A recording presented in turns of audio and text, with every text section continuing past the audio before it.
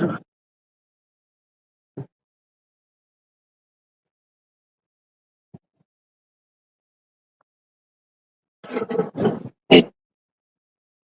right, Shalom.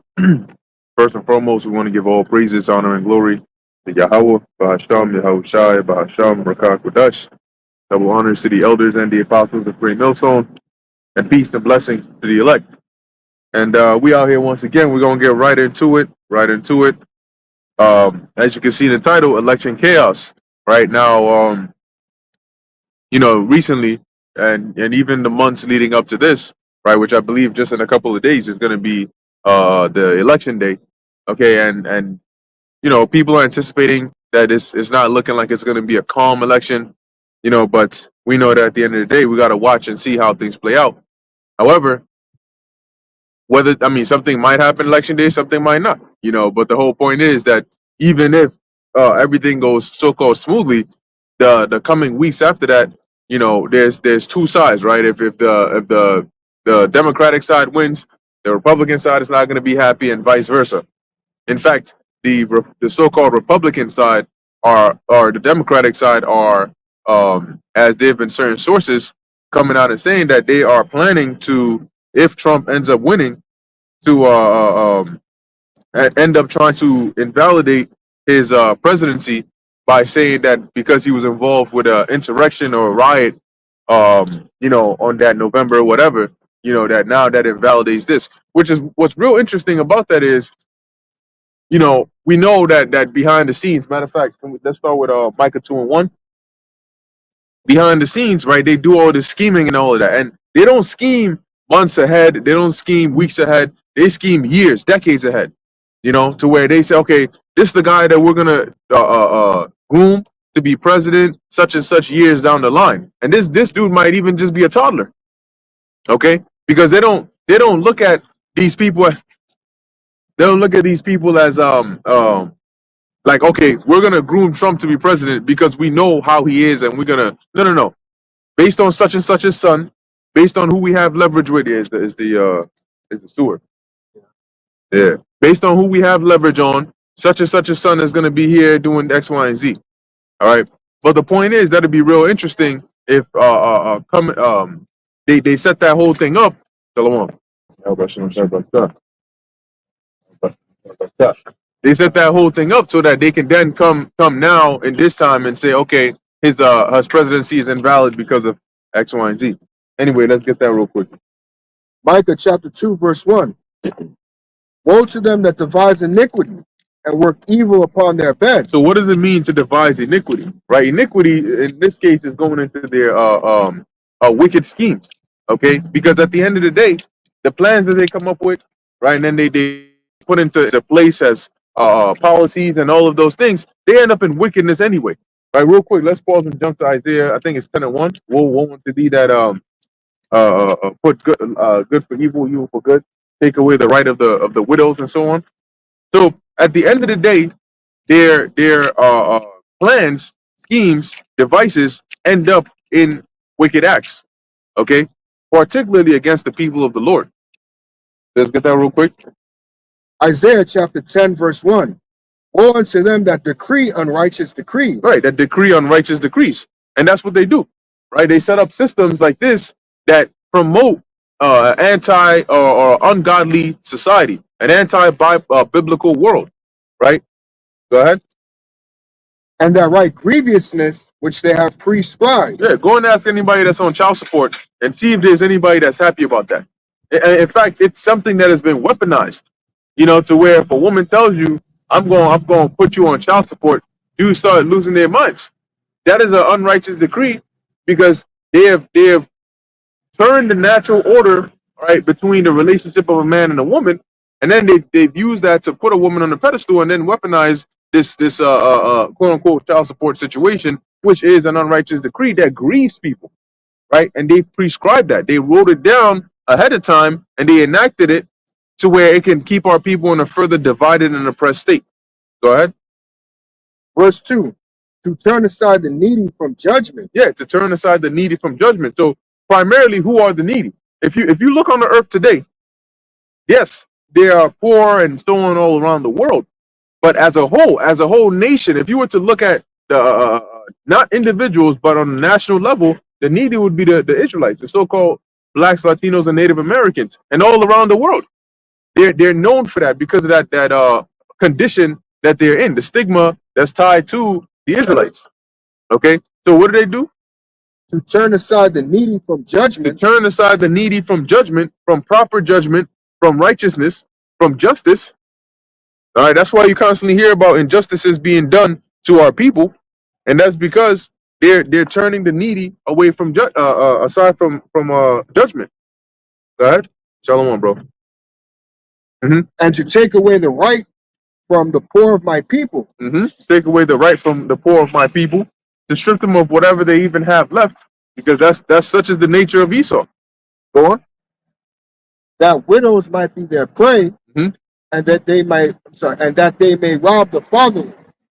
Right. So applying that now. Now, why would widows? And then we can jump back to where we were, Micah. Why would widows be their prey? Because even when you go back into the scriptures, right, you had that account with the woman who's I forget if her husband was one of the sons of the prophets or so, but in any case, she came to Elisha and she came to tell him, "Hey, I need your help because my husband is dead, but he was in debt to certain people, and now they want to come and take my sons into slavery and yada yada and all of these things." Right? She was a widow, and the guy that sewer man, shit. But she was a widow, and the problem was in certain situations, right? When you became a widow, typically you could imagine in ancient Israel, people weren't just going around dying, right? When somebody died, it would have to be most of the cases of like natural cause, unless they worked in a very dangerous job, and then some accident happened and then they died, or the Lord judged them, or you had iniquity, right? But assuming they lived a regular life, by the time a woman would lose her husband, she would be pretty old, right? She would be a little up in there to be considered a widow. And usually around that time, she's already been accustomed to being separated from her immediate family, because maybe her parents are already dead, right? If she doesn't have any relatives, or if she does, maybe they're not close, or maybe they are close but they can't really help her. So she's depending, or her helper is her husband.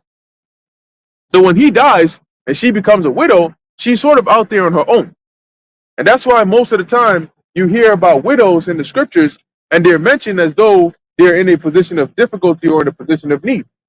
They're lumped in with the fatherless, because it was the same kind of situation where you would have to fend for yourself. So really, a lot of women that ended up being in the prostitution or harlotry and all of those things, the harlot houses, were women that found themselves in these kinds of positions. Some were groomed and sold and brought up in that, but some found themselves in this difficult position and found no other way to provide for themselves or their children. So they ended up going to do one of those. That was one of the easiest profession that a woman could go into. Because of that difficult situation she found herself in. So that's why here it talks about the widows, that they may that widows may be their prey, because the separation of the man from the woman makes the woman vulnerable. And that's what Esau did. He caused a separation between the man and the woman by slithering in there as the serpent. And now he has poisoned the minds of the women to say, we don't need the man, right? And then they don't realize that they're actually now prey to Esau Edom. Because guess what? You don't need your man, but who are you depending the most on now? Right? And why did they do that? Why did Esau team up with Eve and not Adam? Because number one, women are easier to manipulate in that sense because of that naivety. They're nigh to Eve, and we all know how Eve turned out. Okay.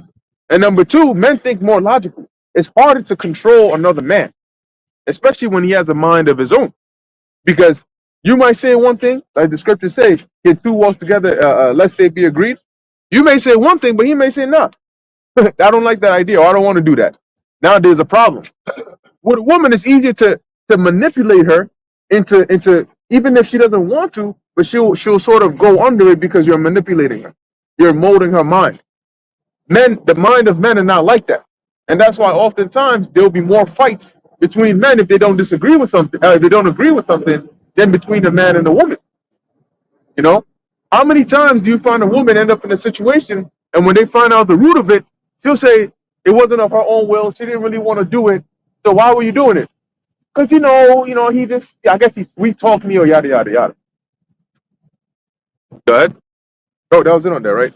Okay. So now jumping back to Micah 2:1. Okay, because the point that we're making here is the schemes of Esau Edom.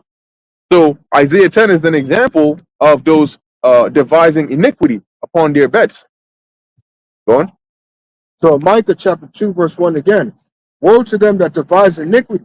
So ultimately, in today's time, for example, who are they that are devising iniquity? Those that are devising iniquity are not at the top of the hill, the U.S. government, okay, or the Chinese government. The ones that are truly devising iniquity, okay, are the elites, okay, the ones who are at the top of the top, above the governments.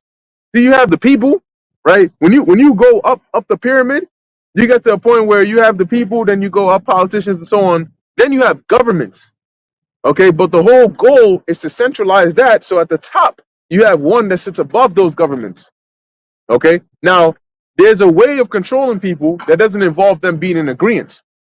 Contrary to popular belief, not all these so-called elites are actually in agreement with each other. Okay, they're not all just one big happy family sitting together, all saying we're in unison, singing kumbaya. That's not how it works. And not every government or power structure is easy to control. So these elites don't actually have control of every single government in the world. If they did, we would already be in a new world order. If they did, they wouldn't be orchestrating another world war. Okay? So what they do is they use manipulation tactics.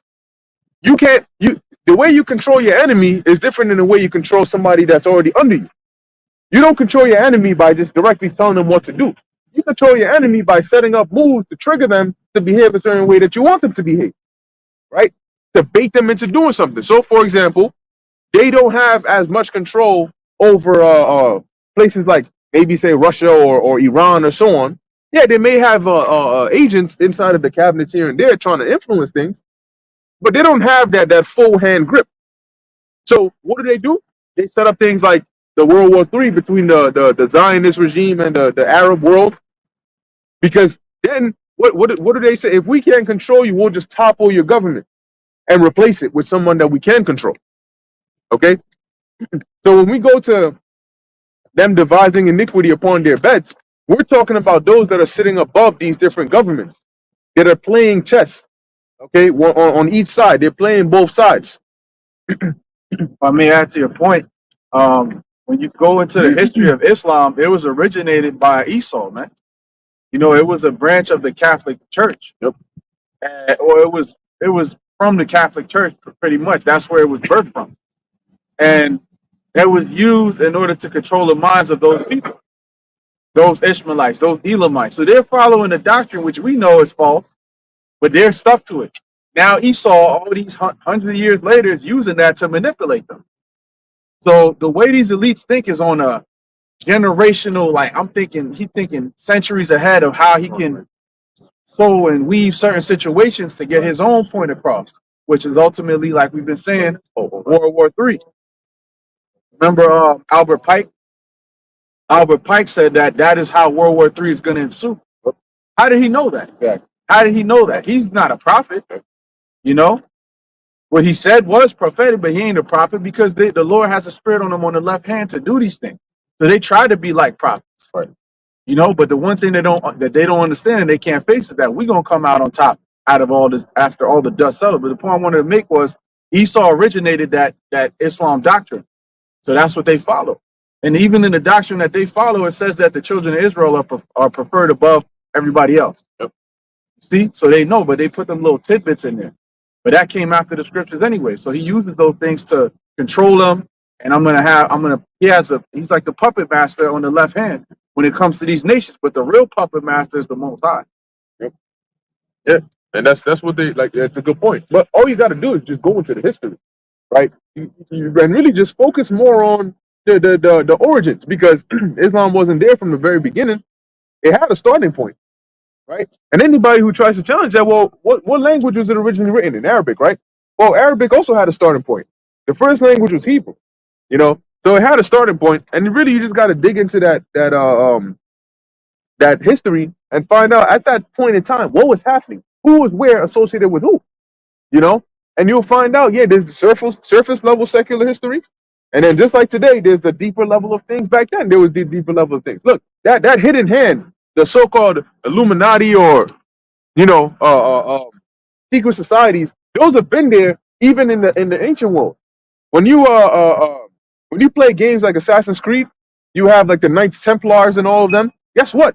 It was all about secret societies, and these people had a agenda that was beyond just like riches. No, these people were going to like they had this thing which was like the apple, yeah, the apple of Eden.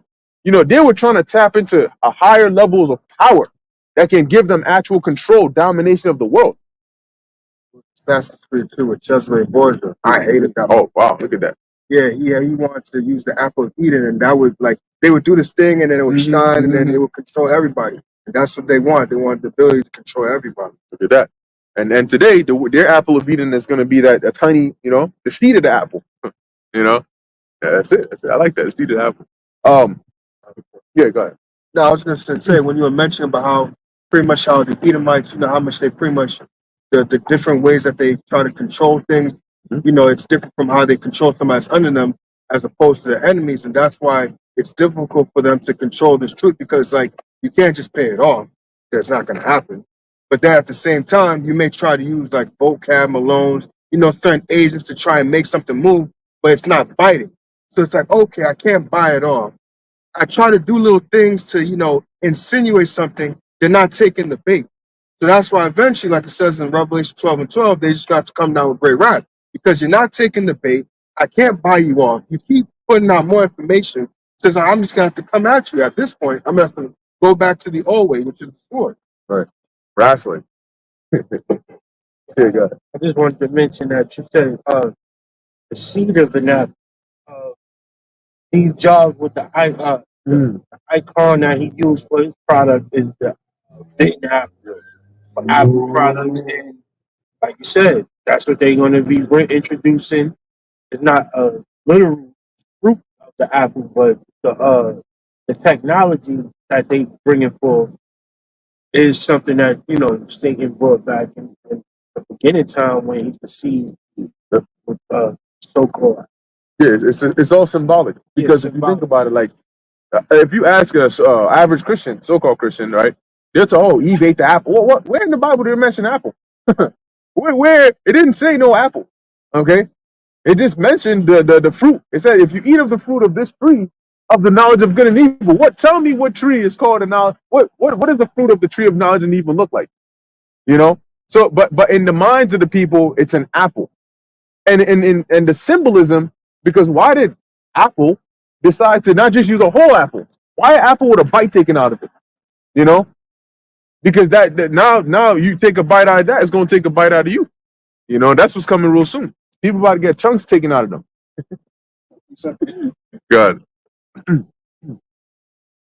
This is the book of Isaiah 36 and verse 6. Lo, thou trustest in the staff of this broken reed on Egypt, whereon if a man lean, it will go into his hand. Yeah, a staff of a broken reed, you would use a staff for support.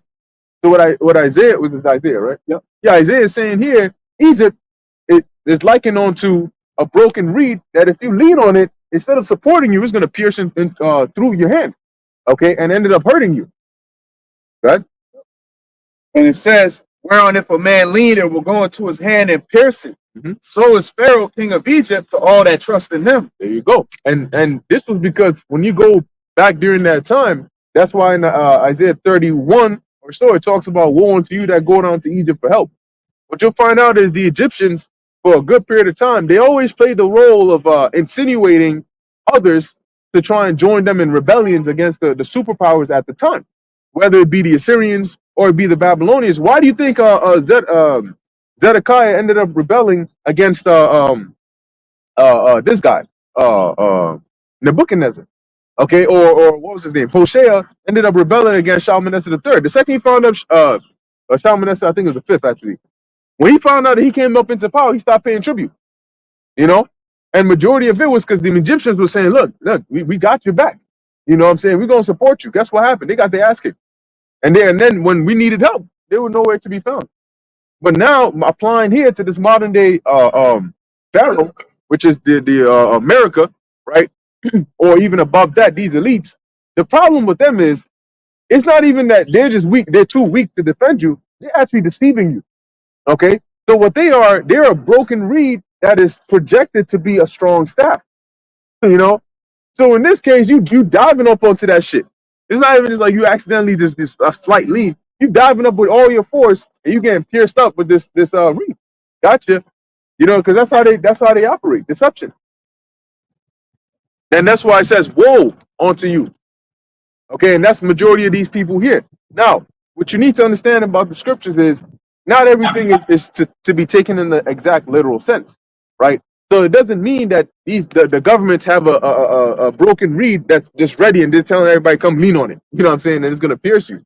That is an analogy, right, to represent what happens when you trust in these governments. When people went up in there and said, I don't care what's in it, I'm rolling up my left, I'm rolling up my right, you know what I'm saying? Give me that thing. And then the next thing they knew, they ended up in the spirit world. Right? There was this pastor telling her congregation, go take that thing, and she ended up in the spirit world. Right after, immediately. Female pastor too.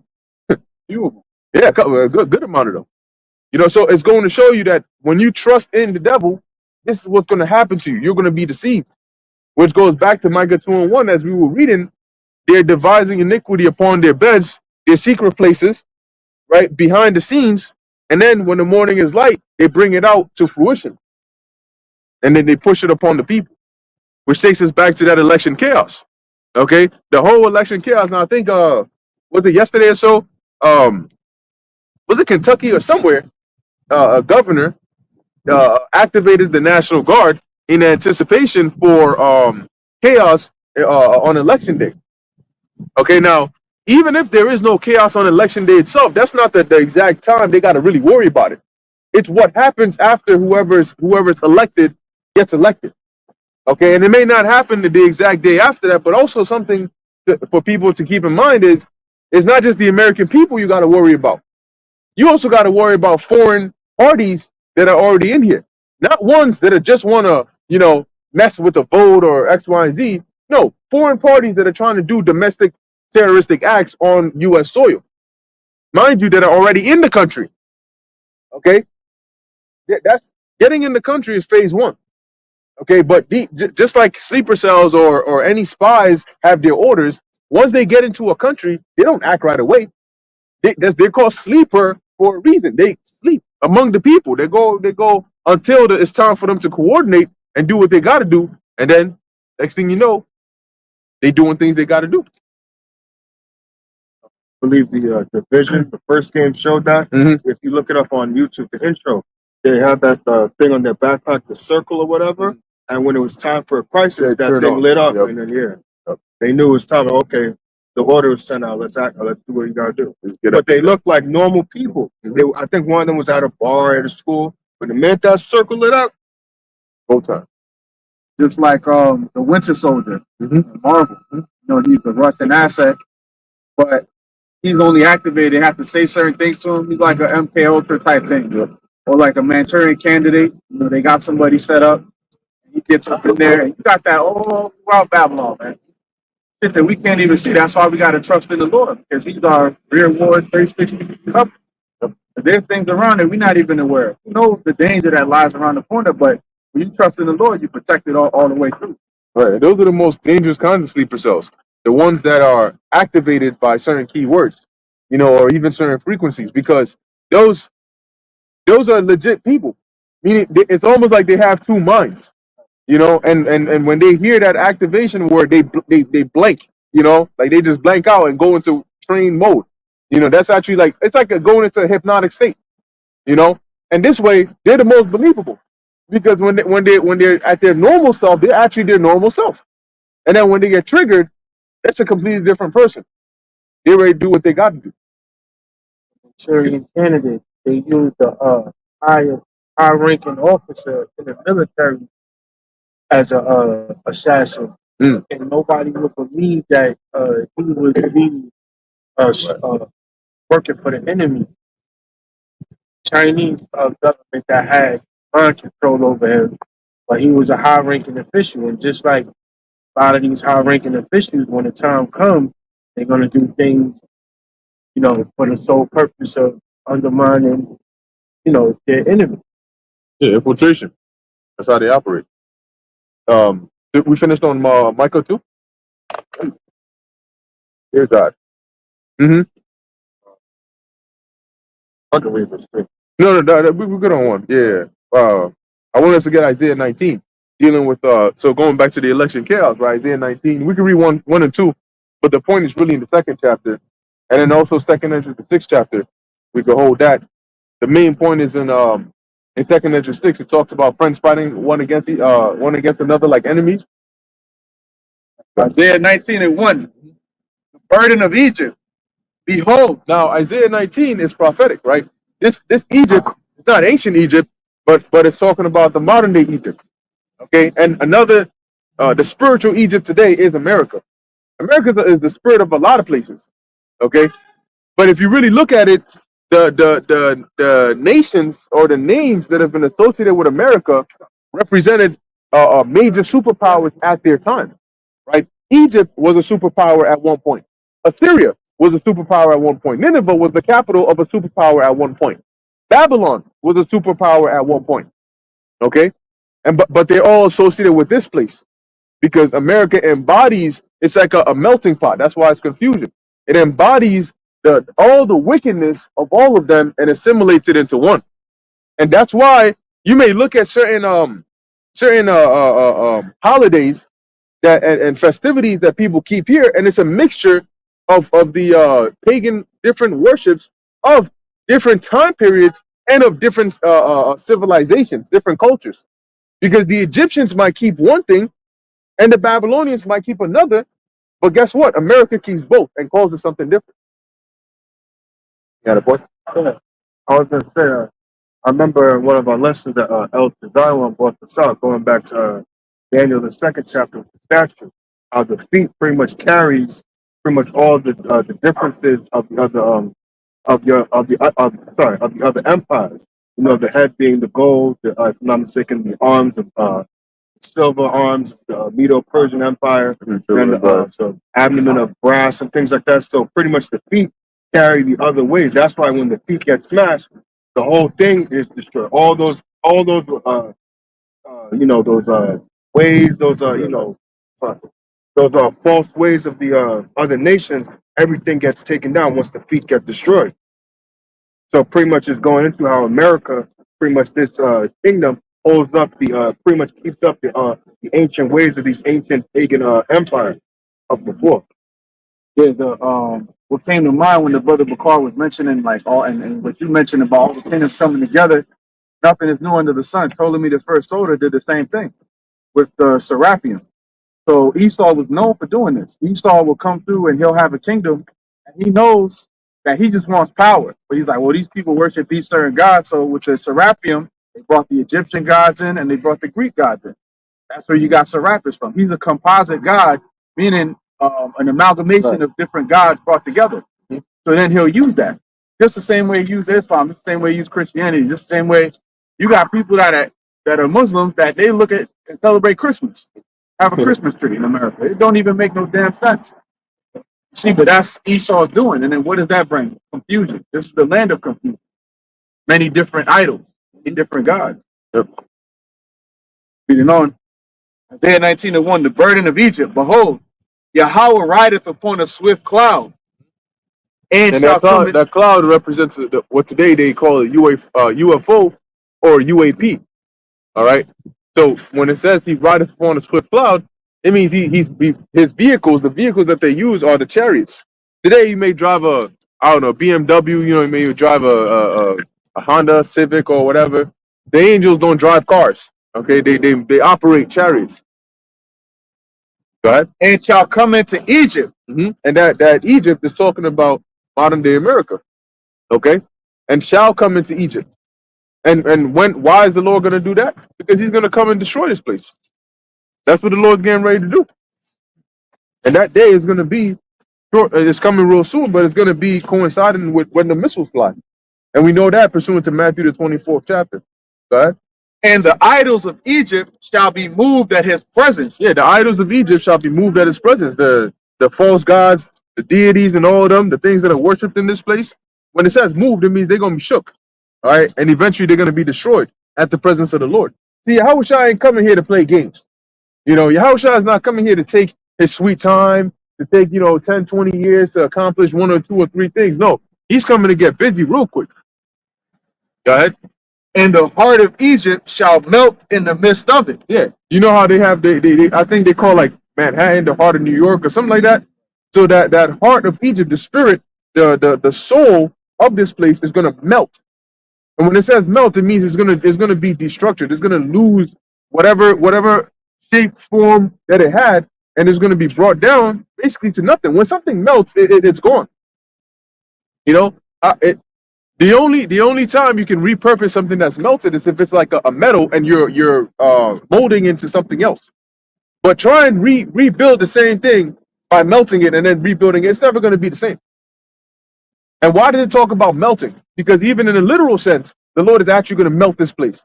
Go ahead. If I may add a quick point. When it mentions the idols of Egypt too, these celebrities are idols. You have that show American Idol. They being moved at his presence. That's why you see everything happening with Diddy, all these celebrities bugging out because the Lord is getting ready to come back. So now they're all going to scramble because they've been serving the other side. That's it. Ain't no party like a Diddy party, yeah. Isaiah 19:2, and I will set the Egyptians against the Egyptians. All right, so who are the Egyptians in this case? If this Egypt is a modern day America, who are the Egyptians? The so-called Americans. Okay. Now the thing about it is, these Americans, America in itself is not a nation. It's not a nation. And when I say that, it means it doesn't stem. There's no man by whom the people, the citizens of this place, descend from. Okay, America, an American is a mixture of different nations, because then you have Chinese American, African American, Indian American, and these are all. American is just a citizenship, like Rome. Paul was a Roman, but he wasn't an Edomite. He was an Israelite. Okay, so when it says Egyptian against Egyptian, it's talking in essence about a civil war. Okay, people of the same country, right, or of the same nation, but in this sense, I use the term loosely, against each other. That means there's going to be a divide. Now, what are we seeing here today? There's a divide, and they've cultivated that. They've actually cultivated that by they strategically pushed Biden out the picture. Because they knew that, all right, if you think about it like this, right? If they kept Biden and had him running against Trump, yes, there would have been a divide, but it wouldn't have been that great of attention. Why? Because even Democratic supporters would have been like, nah, I got to agree that this guy Biden is tweaking. He's bugging. You going out there forgetting what you're saying. You know what I'm saying? You eating ice cream, slipping on, tripping on trains, riding bikes and falling down. You know what I'm saying? Harassing little kids and shit. They're going to say, nah, this guy's done too much. I don't like Trump, but Biden got to go. That was the sentiment people were starting to get under. So immediately they said, push this nigga to the side and put Kamala up on there. Because now you might have somebody that says, oh, what about having the first black woman as a president, right? Now there's a whole nother rally behind that. Now you got even more attention flared. One side is calling the supporters of the other side garbage, calling the supporters of the other side, I forgot what the new thing they call them is. So there's this like back and forth, and they're cultivating that using these media sites, CNN, MSNBC, Fox News. Oh, they said this about Trump. Oh, they said this about Kamala Harris. Oh, anybody that doesn't want a female to be president should be lined up and shot up. That's what these professors are saying. So now you're like, yo, the minds of these people, it's not just, oh, okay, I don't agree with what you're saying, but you know what? You go vote for who you want to vote for, and then I'm gonna respect it. No. This is more like stirring up and inciting a violent spirit inside of these people. So the Lord is using that to cause that division so that he can set up that Egyptian against Egyptian, aka civil war. And they shall fight. And they shall fight everyone against his brother. So there's the prophecy, right? Egyptian against Egyptian doesn't mean that, okay, I'm a bet against you. I got this and you got that, and we a little different there. Here it says they're going to fight one against another. When you go to 2 Ezra 15, which we will go to, right, it talks about them having swords in their heads. And what I mentioned this too, is that, okay, there is a danger when you have majority of people against maybe, say, the National Guard, right? Okay, people start rioting, people start protesting, they activate the National Guard, or Trump activates, because that's what, when I read one of these articles, that's what they said their plan would be. To where they're saying, look, if Trump gets in there, they're going to call upon people to mobilize and cause so much chaos, riots, and violence that Trump has to enact the Insurrection Act. And when he enacts the Insurrection Act, you're going to have military members that are then going to say, nah, we're not going to follow that. And some of them are going to say, okay, we are going to follow that. So now there's going to be a divide with the military or the National Guard. And that's where the danger really lies. Because National Guard versus people, police versus people is one thing. People are throwing rocks, they're hurling names at them. These guys are coming in with riot shields, with batons, with water cannon and tear gas, right, and rubber bullets. But when you have a divide between military and military, both sides have lethal weapons. Both sides have the same amount of damage, in terms of equipment that each other have. So now, if one side lets off, another side can, and now you have an actual, like a militia on militia, right, or a gun on gun type of environment, a warlike environment, because most civilians ain't gonna rally up with the same military grade weapons that the military or the armed forces have.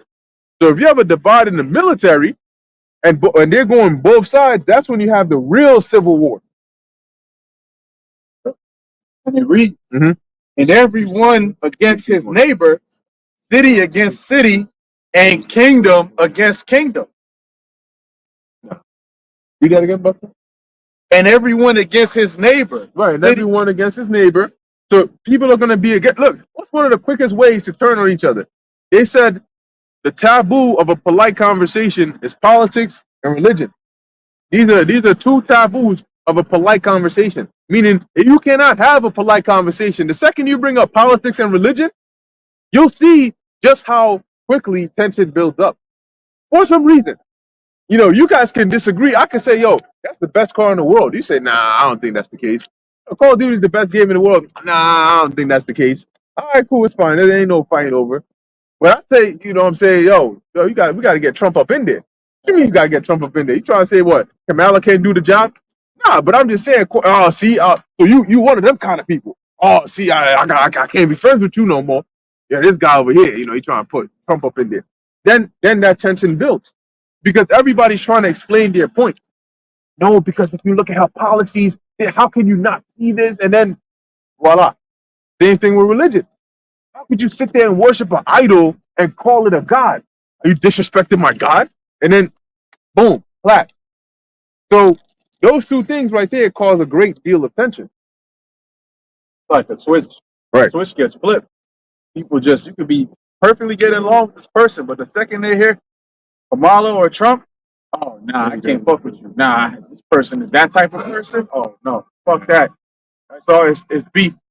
At that point on, fuck you and y'all motherfuckers could die. That's how they feel. You support Trump, you support Harris, like people are really that. And the crazy part is that none of that shit even matters. Right. But they're so fucking, and that's part of Esau's witchcraft. 2 horns as a lamb, but spake as a dragon. It's still speaking as a dragon. Y'all focus on the 2 horns as a lamb, but here it is, the dragon coming to flame your ass up. Right. Okay. Oh, okay, I got you too. Tell me I got a point, I got you. I just pulled up the definition for civil war. And it says the term civil war comes from the Latin phrase, hopefully I'm saying this correctly, bellum civil, which translates to war of or pertaining to civilians. Just to answer your point. It's literally a civilian war. Right, that's right. You got it, bro. Hey, Shalom, bros. Yahweh Shemel Shabrakathem. Hold up. Can you hear me? Yeah, let me make sure. Okay, there we go. All right, go ahead. There you go. You can hear me now? Yes, sir. Shalom, Yahweh Shemel Shabrakathem. Hey, That's a heavy point that y'all brothers just made too, because just as y'all speaking, I just thought about it, how this whole entire spirit that you're seeing around the earth right now, you know, though we just read in Isaiah the 19th chapter about the Lord is going to set up the Egyptian against the Egyptian. This is pretty much CV 2.0 energy, right? Because when the whole Vanessa thing came out, you had that division, and I believe that was the beginning of people actually seeing each other as a potential enemy. Because prior to that, you know, there was a time where, you know, you could have your disagreements and it was okay. You know, ain't no beef, none of that shit. It was like, all right, cool, you disagree, we could agree to disagree type energy. When the CV came out, you had two opposite sides and they were staunchly against each other. There was those who were for the V and those who were against the V. And all through our mainstream media, you had the politicians, the celebrities, the so-called influencers, the damn pastors, whatever. They were all pushing the same agenda, which was go get the V, go get the V, go get the V. If you don't get it, you're stupid. You people like you shouldn't be around. Like they were pushing that type of deadly rhetoric, right? That type of hateful rhetoric. And then they turn around and say, "Oh, you hate because you don't want to go take it. Or you know, you're dangerous to society because you don't want to keep everybody safe. Oh, why should I risk my life if I'm taking it? That makes me safe. You also need to go take it so you can keep all of us safe." You know, that type of shit. We can't allow people like you to even have a voice. You know, you guys are spewing misinformation. That's conspiracy, right? So they already built that tension between man, women, you know, children, all kinds of different races, all kinds of shit. And now we're seeing the same exact thing being brought around, but this time it's a different topic, which is what? Election, right? So now you got the same angst, the same animosity, all right, but it's being pushed to a whole different level. Okay, because back then it was a topic of a Vanessa. Now, like you mentioned before, it's now a man versus a woman, and then a white man versus a black woman, right? So it's all these different things all put together, all at the same time. Now, people forget that these are the same people that over the past 4 years were forcing people to go take a jump shot. If you didn't take it, you couldn't work. You weren't allowed to go to certain places. Like people forgot all about that. You see? And now they're pushing the same exact bullshit. And guess what? We've seen the same exact thing. All of a sudden, all these celebrities coming out. Oh, I endorse Kamala. Like they all pushing the same exact narrative, just like the CV. It's one thing that's pushed, and then they all come and endorse it. Oh, if you don't take it, I took it. I went and took my first 2 shots. You know, what are you still waiting for? You know, it's like, okay, thank you for letting us know, but we don't give a fuck. That's the thing. Like, we don't care about that. Our decision is made, and we stand on that. You see? But again, that spirit of stirring up that division, hey, we're already there. Okay, and I believe you called for Second Ezra, the 6th chapter about friends fighting against each other like enemies. I got that real quick. All right. This is a book of Second Ezra, chapter 6. And again, the topic of this point is, like you said, election, but it's also going into what? The end of time. Okay, because these are all part of the prophecies that indicates that we are indeed living in the end of days. All right, Denaya, how shall I say, if a kingdom be divided against itself, how shall it stand? Right, it cannot stand. Right, if Satan's house is divided, it's not going to stand, and that's what you're seeing now. Okay, typically when you have a two-party state, the only thing that Americans really should be worried about is how do these two parties make sure that my constitutional rights are being observed in everything and every decision they make. But guess what? That thought is out the window. You got the Democrats pushing for Republicans to not have a voice anymore. You know that don't you know that it also affects you?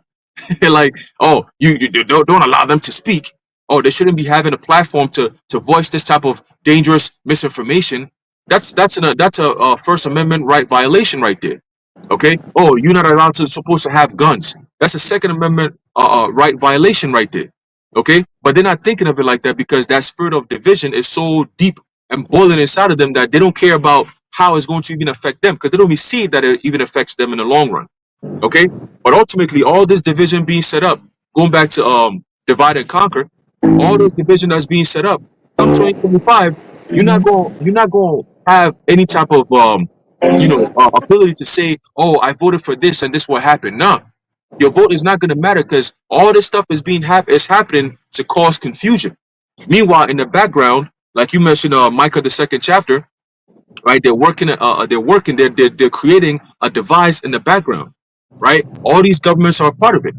Okay, and guess what? All these things that's happening is to disrupt the system now so they can be justified when they bring in the new system, which is going to be run by the MOTB.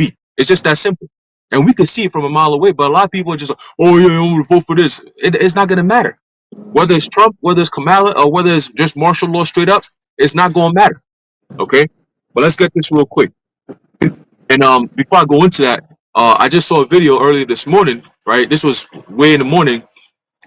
So-called Halloween. You know what happened in out in Orlando? There was a shooting. Okay, and they said it was 8 people got shot up or something, and 2 people died, and it was literally people on the streets. It's not like, oh, this is some crisis acting. Nah, this was some dude. I think it was 17-year-old Jake. I said 17, and he had a gun, and he mowed people down like that. It was like straight up chaos out there, man. And this happened on Halloween, so-called Halloween. Okay, so the Lord is already stirring up that spirit of violence where these who knows, these election booths and all that. The Lord might have somebody go set some shit up. Bah, bah, bah. Next thing you know, hey, you voted for who? What? Why you do that? Bah, bah. Just like that, on off top. You know, many different states. Next thing you know, oh, this state is experiencing extreme violence. Oh my goodness. Oh, we're getting reports that this is happening over here and that's happening over there, and this has, yeah, you're gonna see that. Okay, because it's all manufactured crisis, man. Okay, in order to create a poly crisis, which is all manufactured. Okay, but let's get this real quick. You know, we in a time where Halloween, you're not even seeing no more candy. You're seeing a whole lot more ass than candy. That's crazy. All these chicks with the shit that they're wearing, man. Hey. Anyway, let's get into this. This is a book of 2nd Ezra chapter 6. Start off at verse 22. It says, and suddenly shall the sown places appear unsown, the full storehouses shall suddenly be found empty. Right? You're gonna go to these stores and all that, and guess what? You're not gonna see what you're looking for. All right, there was I think I sent it to you before. The chocolate makers, Mars and Hershey's and all of them, they were saying that this year you're not going to see as much chocolates on the damn shelves because the cocoa products that they get even from Africa is all messed up. So now the little that they're getting, they got to jack up the prices. So number one, they're jacking up prices and they're yielding a little bit less. You know, a lot more, a lot less than what you were used to getting. They said back in 2020, 2021, the amount of chocolate you can get for $10 is like almost half or less than half the same amount that you're going to pay for this time around, this year in 2024. Okay? So you can think of that now. You got so-called Thanksgiving coming up, Thanksgiving, and then you got so-called Christmas also coming up. Who knows how that's even going to play out this year? You know, keeping in mind with what these devils have already told the world, that you got to expect some form of cyber whatever, right? That's one. You also got to remember that who that they also getting ready to, you know, come in with their one accord treaty thing, you know. So that's also something to look forward to, right? Multiple diseases all at once. That's also something to look forward to.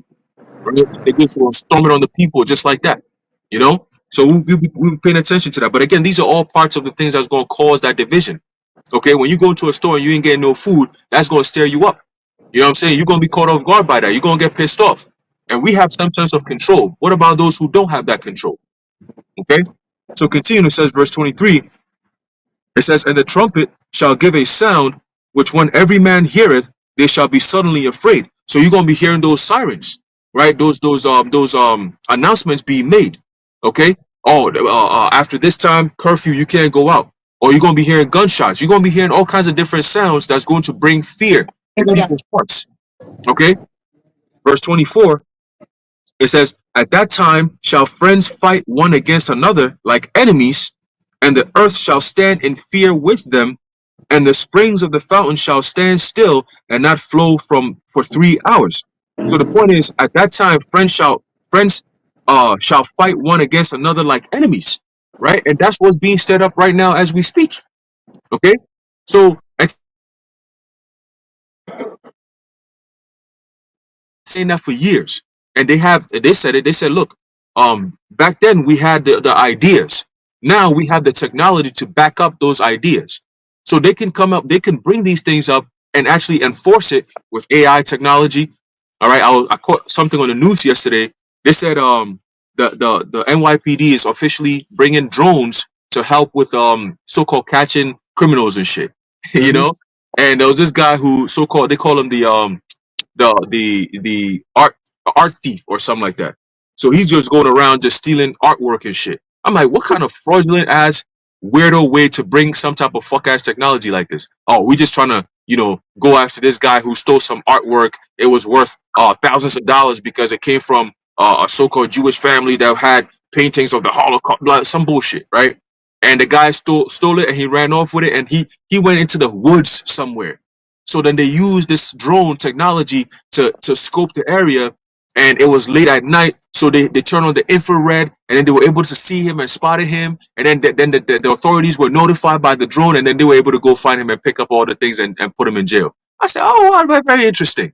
So they're slowly but surely introducing that type of technology. But guess what? They couldn't just bring it out to the public and say, hey, this is the new shit. When they tried it back a couple of years ago with them robot dogs, New York said, hey, we ain't with this shit. So they said, oh, we're going to bring it back again, but this time we're going to make sure that you support it. So we're going to push it like, oh, look at what it did. It helped solve a crime. So all this crime that we're seeing around the country and around the states and around your cities, if we bring this technology, there's less cops, but if we bring this technology, it's going to help solve the crime issue that we have. So guess what? Voila, here you go. And next thing you know, you're in an oppressive, repressive state with AI managing and watching over everything you do, listening to everything you say. I posted a video earlier today about something known as a smart dust. All right, DARPA created something known as smart dust. Brothers could go watch it. All right, and it's like small little particles that it goes into underneath your skin, right, into your DNA and all that, and it goes based on a Wi-Fi. It's radio frequency. Okay, I said, man, these devils. They said they had this shit back in the 90s, man. All right, so imagine what they got now. Okay, now it makes sense why Harari and them are saying that humans have become hackable creatures. It makes sense.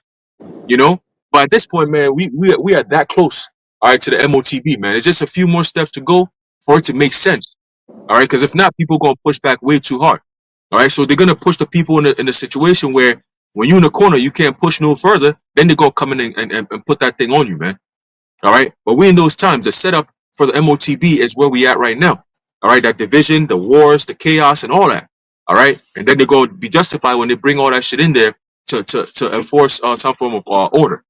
All right, so that's all I wanted to bring on that. You brothers got it. Done. Hey, they right. That's exactly what they're doing, and that's why we got to be on high alert, because they're about to kick into that overdrive.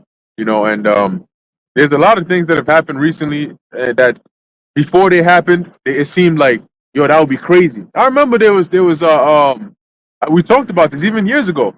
I think there was a video that was done by It was a video of Ford, one of the old presidents, and he was describing how the first female president will come about.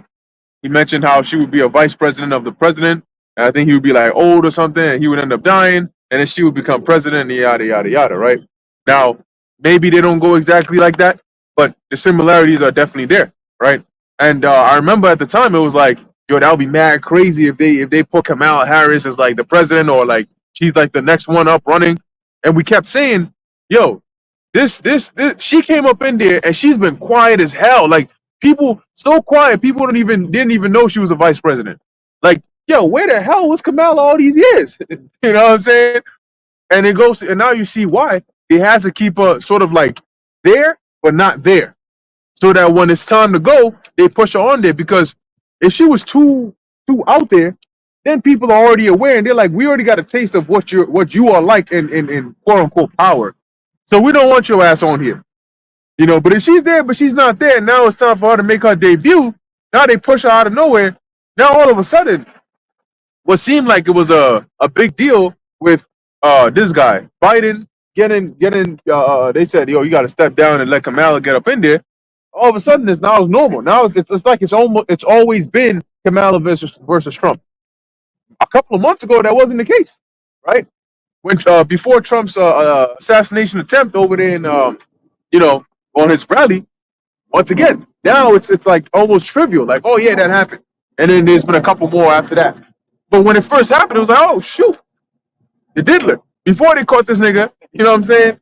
He was oh bro, you say something about this guy? Yeah, come on, we you know what I'm saying? Like, that's a reach. Look, if we had told you, which we did, some of the things this guy was doing, right? And we didn't even scratch the surface on the shit that they bringing out.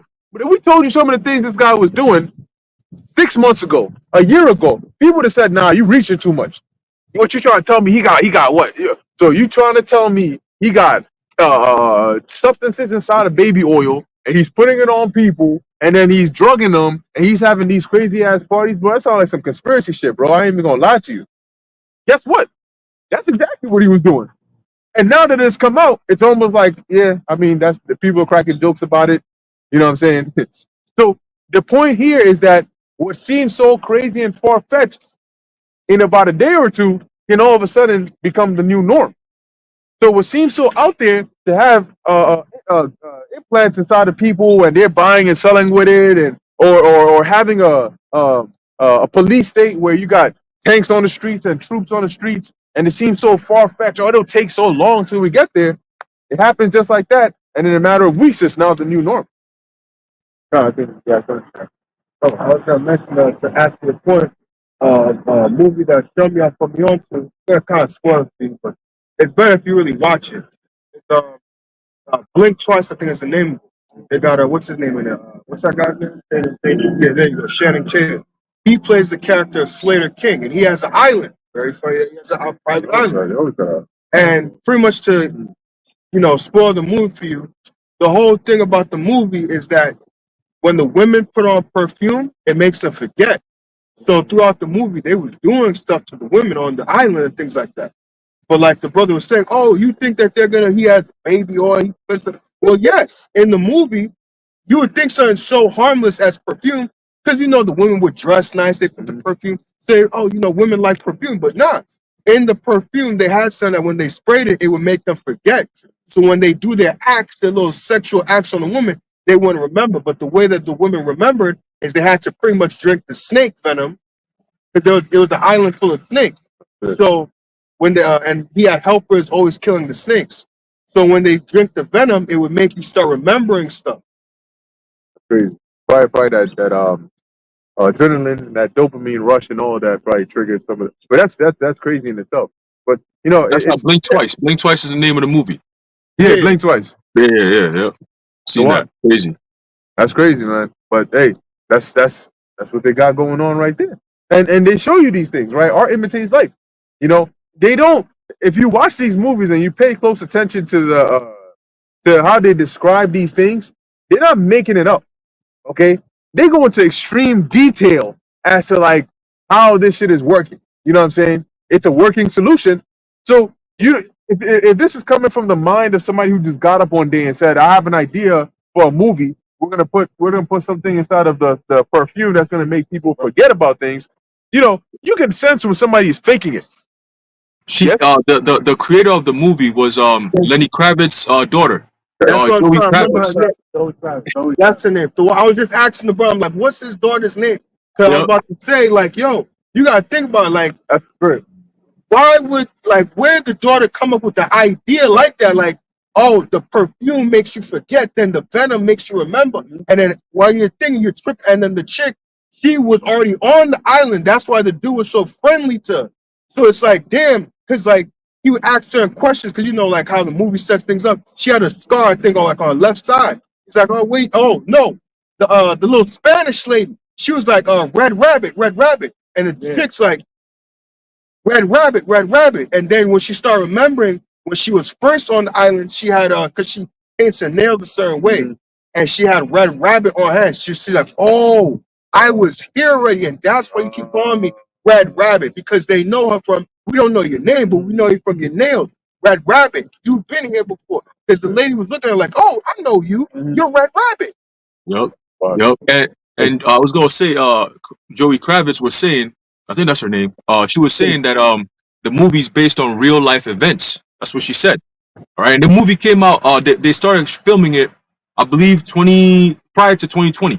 I think 2017, 2019, around there.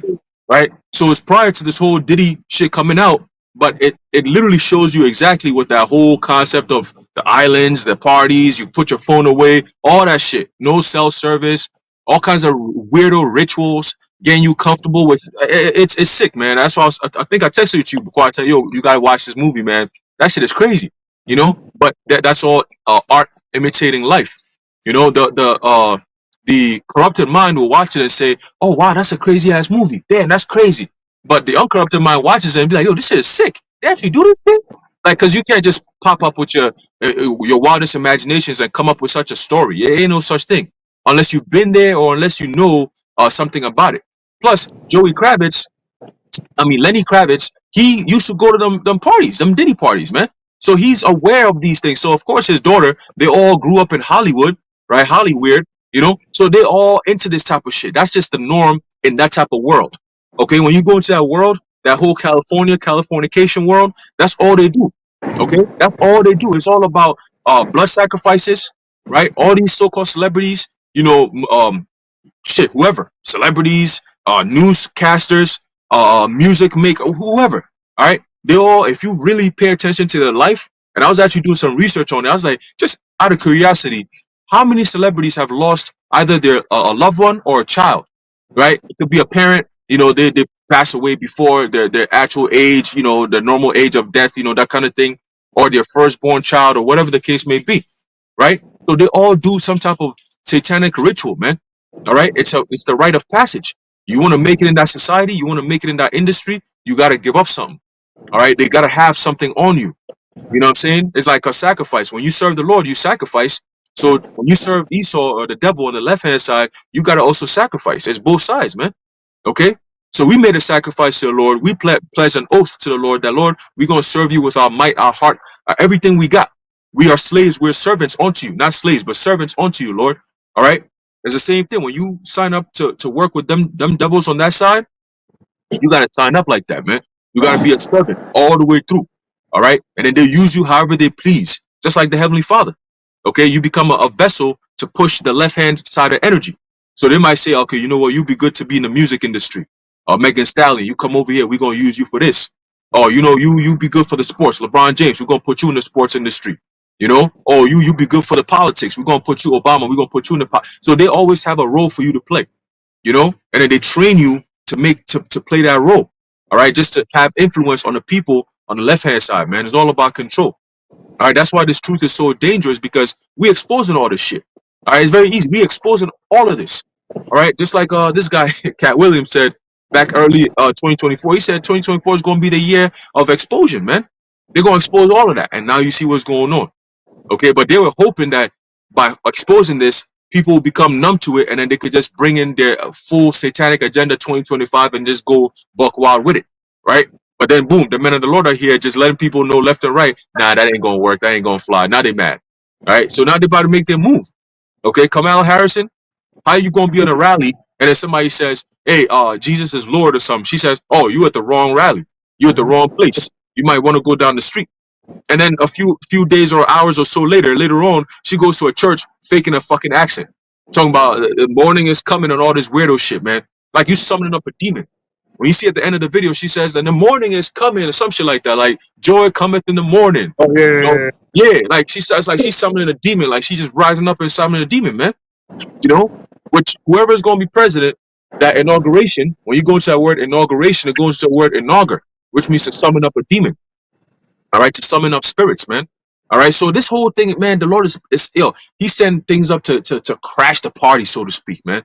All right, that shit hit the fan that we've been talking about, Jacob's trouble, all these things that we've been talking about is about to be kicked into overdrive, and all these people on all these what we call unsuspecting victims, they're about to be super victimized, man, and they ain't gonna be no help for you. As a matter of fact, I'm gonna read something real quick. All right, there's a quick meme that I saw today. I say, yo, this is perfect. This is literally America. All right, this dude said, this is the USA, right? He said, this is the USA. There is no one coming to rescue you if things go sideways. No one will be resupplying you. No one will airdrop food, ammunition, medicine. No, he said, there is no place to escape to go for freedom. This is it. All right. So they posted that. And I said, yeah, you're right. Because this is America. That's why everything is being boarded in. Okay, apparently in DC, the White House, they already got a barricades around the whole place and shit. What are they preparing for? Right. That you people are not preparing for, man. What kind of chaos are they preparing for? Did not the Simpsons depict that shit back, I think 2020, 2021? Yep. Where they said after the election, there was all hell breaking loose in January, man. All hell was breaking loose. People bugging out. They had AI robots killing people, shooting shit. You know, like straight up chaos, man. All right. So is it the time for us to see that happening? Well, who knows? But all we know is, according to biblical prophecy, all hell is about to break loose, and the warning has already gone out. So if you ain't prepared, well, guess what? It's time for you to get ready now. Get ready. Just get ready, because you ain't gonna stop it. You ain't gonna hide from it. It's just coming for you. All right. You got it, bros. Think I'm, Oh, sorry. The other movie as well is Leave the World Behind. mhm. I can't remember the character's name, but it was when Mahershala Ali, I believe he was talking to Julia Roberts' character, and he was explaining how he had a friend on the inside, and how basically he was explaining to him that, oh, you know, something's gonna happen, you know, take care of yourself. And that's the same thing that what you call it, Aaron Russo said about Nick Rockefeller. He in some words told him about you know, 9/11 when that happened during September. So, you know, showing you how, you know, playing again what the brother said, art imitates life. Right, you got it there. Who was behind the making of that movie? Obama and Michelle. Oh shit, yeah. Like, Another one was Don't Look Up. Oh yeah. Don't Look Up. The whole thing with that movie was like a meteor was coming, a giant asteroid was coming. They didn't want people. It was a conspiracy, even though they're looking right at it. You can look up and see it, but don't look up because you're gonna see it. And that's a conspiracy. And that's just mocking how obvious things that are happening is, the end times is, and that people really literally can't see what's right in front of them. It's on the news, and they'll watch the nonstop coverage of Trump and Harris, but yet World War III, that shit just goes right over their head. Everything else, we had spoke about it, you know. Yet right now you got the MAGA people. They loading up. They loading up them weapons, bro. Mhm. They getting the mags ready. They going Call of Duty. All right, they ready to go. They getting the trucks loaded up. They putting the Trump flag on them motherfucker. They doing that right now as we speak. And these are things you won't even see it on the news until it becomes news. You see? So hey man, we know what times we in. You know, you can discern the face of the sky, but can you not discern the signs of the time? Yeah, they got these people as the HBT. They're coming for their ass, everybody. We had what we had. What we had. If we had nothing, let's jump to second Esdras 15. Want to get into some of that real quick, because that's all prophecy going into these things, right? So now you'll notice, right? Ezra didn't say that because of a presidential election, you know, you had one people. No, he didn't say that, because what Ezra was seeing was just the aftermath, right? And that's what the Lord showed him for a reason. It'd be a little too obvious, right? What would be the point of watching if he already told you? Look, if you know that, I don't know, something is going to come, you're waiting for something, but they tell you at this time, this is what's going to happen. And if they tell you at 12 o'clock, this is when it's going to happen, you're not going to sit there watching from 9 all the way to 12. You'll probably go do whatever you want to do and then come back at 11:50, because you know at 12 it's going to happen, right? So if they said, if the scripture said that if Ezra was to say that this chaos was ensued because of the first male and quote unquote, you know, female candidates going back at each other, then we would be here like, all right, well, freaking last election ain't gonna be that one, you know, so we'll be back in 4 years, you know. And then when we see that the two candidates are right, then everybody got their seats ready. But the Lord isn't doing that. That's why he said, watch. Go ahead. This book of Hebrews 11:1. Bring it out. Now faith is the substance of things hoped for. Now, faith is the substance of things hoped for, right? What is substance? Substance is the actual the proof, right, of things hoped for.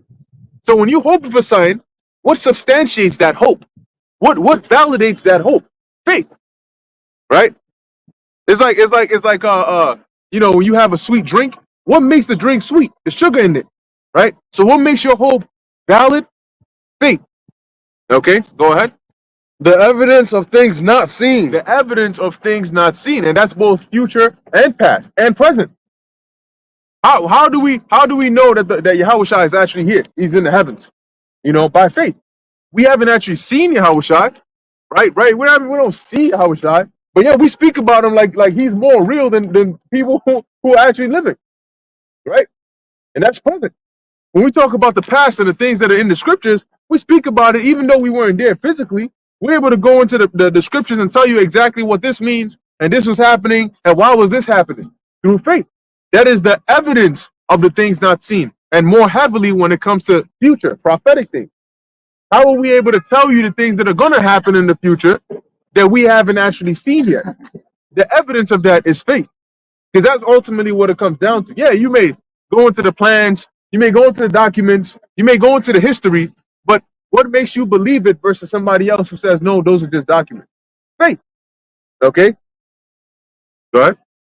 So that was it on that? Perfect. So ultimately, good point. What it comes down to is faith.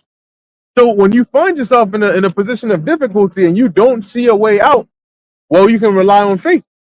Because how do you know you're going to get out of this situation even when you cannot see a way out of the situation? Your evidence that you're going to get out is what? Faith. All right. What we got? Second Ezra 15. Yeah, stop. Second Ezra chapter 15, verse 1. Behold, speak thou in the ears of my people. Who are the people of the Lord? The Israelites. Okay. Go on. The words of prophecy. And prophecy are the things that are yet to happen, because they're more prevalent. They're the things that are going to affect your life. Right? Go ahead. Which I will put in thy mouth, saith the Lord. Yeah, so that's why the scripture tells us that no prophecy is of any private interpretation. So the Lord is the one who puts the Spirit upon us to go into these things and break it down and tell you what's going to happen, because that's what He has set to happen. Go on. Verse 2. And cause them to be written in paper. And that's why we have them today, for they are faithful and true. All right? So cause them to be written in paper. What is that? That's record keeping, right? Having a record of these things so that we can then refer back to it. The Lord is not going to keep giving us the same vision over and over and over again in multiple lifetimes if we can just have it recorded down. That's the whole point of writing things down, so you can have a record that you can refer back to. When you talk about evidence, for example, That's why you have the Book of Chronicles that were written. There you The go. Book of Chronicles is the keeping of the Israelites from the time of Adam all the way to the time of the prophets, right? In the chronological order. All right, that's where you get the word Chronicles from. All right, you go to a book of First and Second Chronicles, it gives you the whole entire history, everything in there. Yep. Without really having to go to find it, it's all in there. That's right. Names, dates, places. And the one thing about the scriptures is it's very, very detailed when it comes to records. Very, very detailed. Today people abstract certain things, right? Oh, and this guy had 7 sons, and then he had 8 sons. No. The scriptures tell you, okay, this guy had 7 sons, and of his 7 sons, you had this son, and this son, and this son, and then this son had 3 sons, which were this son, and this son. And then let's go back to this son. And then it will tell you all the details. When it talks about the places, the numbers, all the sons were 70, this amount, and this. So when it comes to those records, they really kept those records, down pat. Okay, so now let's go back and continue where we're at. Verse 2. And cause them to be written in paper, for they are faithful and true. Meaning they're going to come to pass, right? The words of prophecy are going to come to pass because they're faithful and true. Because who gave them? The Most High. Okay, we're just publishing it. These aren't our words. Even when it says the book of Jeremiah or the book of yes, there were certain things that Jeremiah prophesied, but who put it in his mind to say those things? Right? At the end of the day, all these things are the words of the Lord. That's why they're faithful and true. Go on. So yes, you can say it's inaccurate to just say the Bible was written by man, but anyway, people like to go with that. The Bible was written by man, but so what? If God came down and told you, yo, write this down, and then you wrote it down, and then you give it to somebody, is it invalid because a man wrote it down? It's about the contents of the book. Go ahead. Fear not the imaginations against thee. Let not the incredulity of them trouble you. So what are some of the imaginations against us, right? You come out, you start prophesying, you tell people the things that the Lord has told you to tell them, and then they some of them, they get upset. They don't believe you. They make mockery of you. Well, the Lord said, don't fear those things, right? Even when you deal with Jeremiah was a boy. And he was telling the Lord, I can't do this no more, right? But hey, Jeremiah grew up in it. The scriptures talk about waxing old and not work. Jeremiah waxed old in his work, and he very quickly understood why the Lord told him certain things concerning the nation of Israel. It never fails. When the Lord tells you A or he tells you B from the get-go, you may not see B from the get-go. So like Jeremiah's wondering, well, why all this harsh judgment against them? And then in such a short time, he said, Lord, please double that harsh judgment. Same with us. When you first come in, you first learn about the truth. You want to tell everybody about it. And in the event, and sometimes the judgments sound harsh. Like, damn, Lord, you're gonna destroy families and you gonna mass murk people. Like, why? And then when you start to actually see things from the lens in which the Lord sees things, even by a little bit, you start to understand, yeah, Lord, I can't wait for you to set things straight again, man. I see why, because these people are beyond recovery. Precept. Yes, sir. Jeremiah 20 and verse 10. Mhm. For I heard the defaming of many, fear on every side. Report, say they, and we will report it. All my familiars watch for my halting, saying, peradventure, he will be enticed, and we shall prevail against him, and we shall take our revenge on him. Hear that? So they were speaking against Jeremiah. They were plotting against Jeremiah. And they were, what was it? There was some other individual, I don't know if it was Hananiah or somebody else that came against Jeremiah, and he would prophesy one thing, and I think he had he put a yoke upon his neck, and it was Hananiah, right? And he broke it and said, the same way this yoke is broken, that's how the yoke of Babylon is going to be broken in 2 years. And then he died. Go ahead. What else on that? Yeah, a little more. It says, but the Lord is with me as a mighty terrible one. Therefore my persecutors shall stumble, and they shall not prevail. They shall be greatly ashamed, for they shall not prosper. Their everlasting confusion shall never be forgotten. Yep. So not only are they gonna fall and they're not gonna prosper, but all that stuff that they were involved in, that's not gonna be forgotten. Hey, even in Nehemiah said that. He said, Lord, he often referenced that. Lord, look at what I'm doing for these people, but don't forget the shit that they're doing. All this wickedness, this iniquity, Lord. Hey, you be the judge. Go ahead. But O Yahweh of hosts, that triest the righteous, and seest the reins in the heart, let me see thy vengeance on them, for unto thee have I opened my cause. Now think about that. Let me see thy vengeance on them. You go from, damn, Lord, you can't even spare them, to, Lord, please, let me at least bear witness to what you're going to do to these people. Because, my goodness, they are wicked as hell. But the reason why, when you first come into the truth, you don't feel that way is because you're coming from among them. When you were in the world, you probably didn't think there was any, you probably didn't even understand the concept of adultery. The whole TYB, they actually have something called TYB season.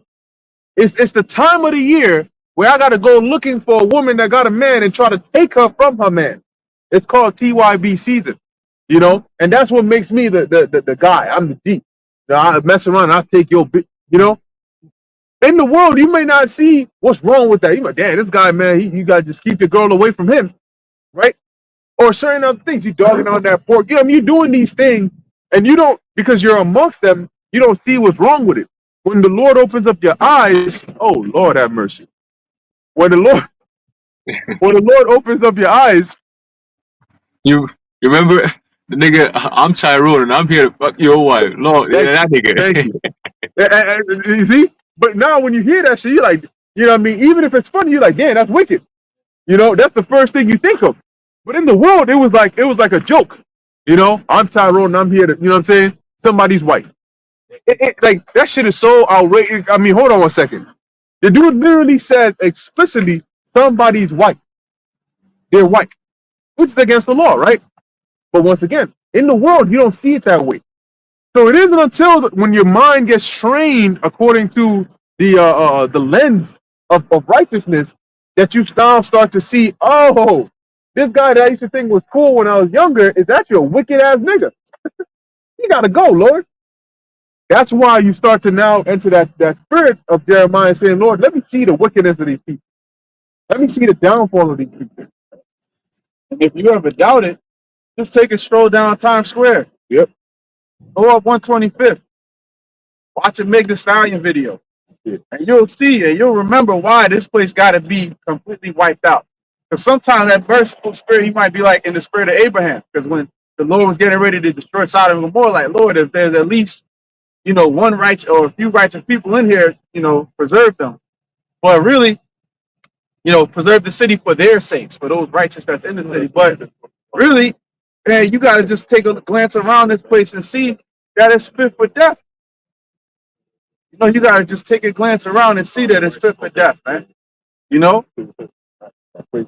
And just look at how everything's being manipulated. Look at how evil these people are. Don't forget the shit that these people have done.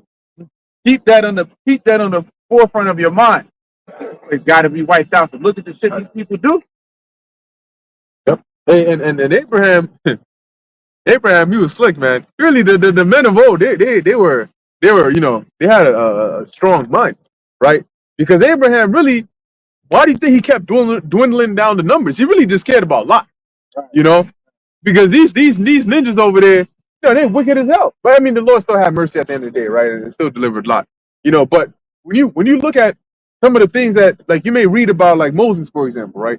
And then he goes to the mountain, and the Lord told him. Now, who knows? Maybe he was able to jot these things down. But even still, the Lord telling him the dimensions.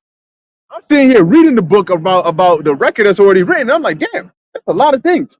And this got to be according to this square feet long, and this got to be of this wood, and then you can't the stone that you're going to use for this altar can't have already been chipped, and you got to do this, and you're like, that's a lot of things to remember.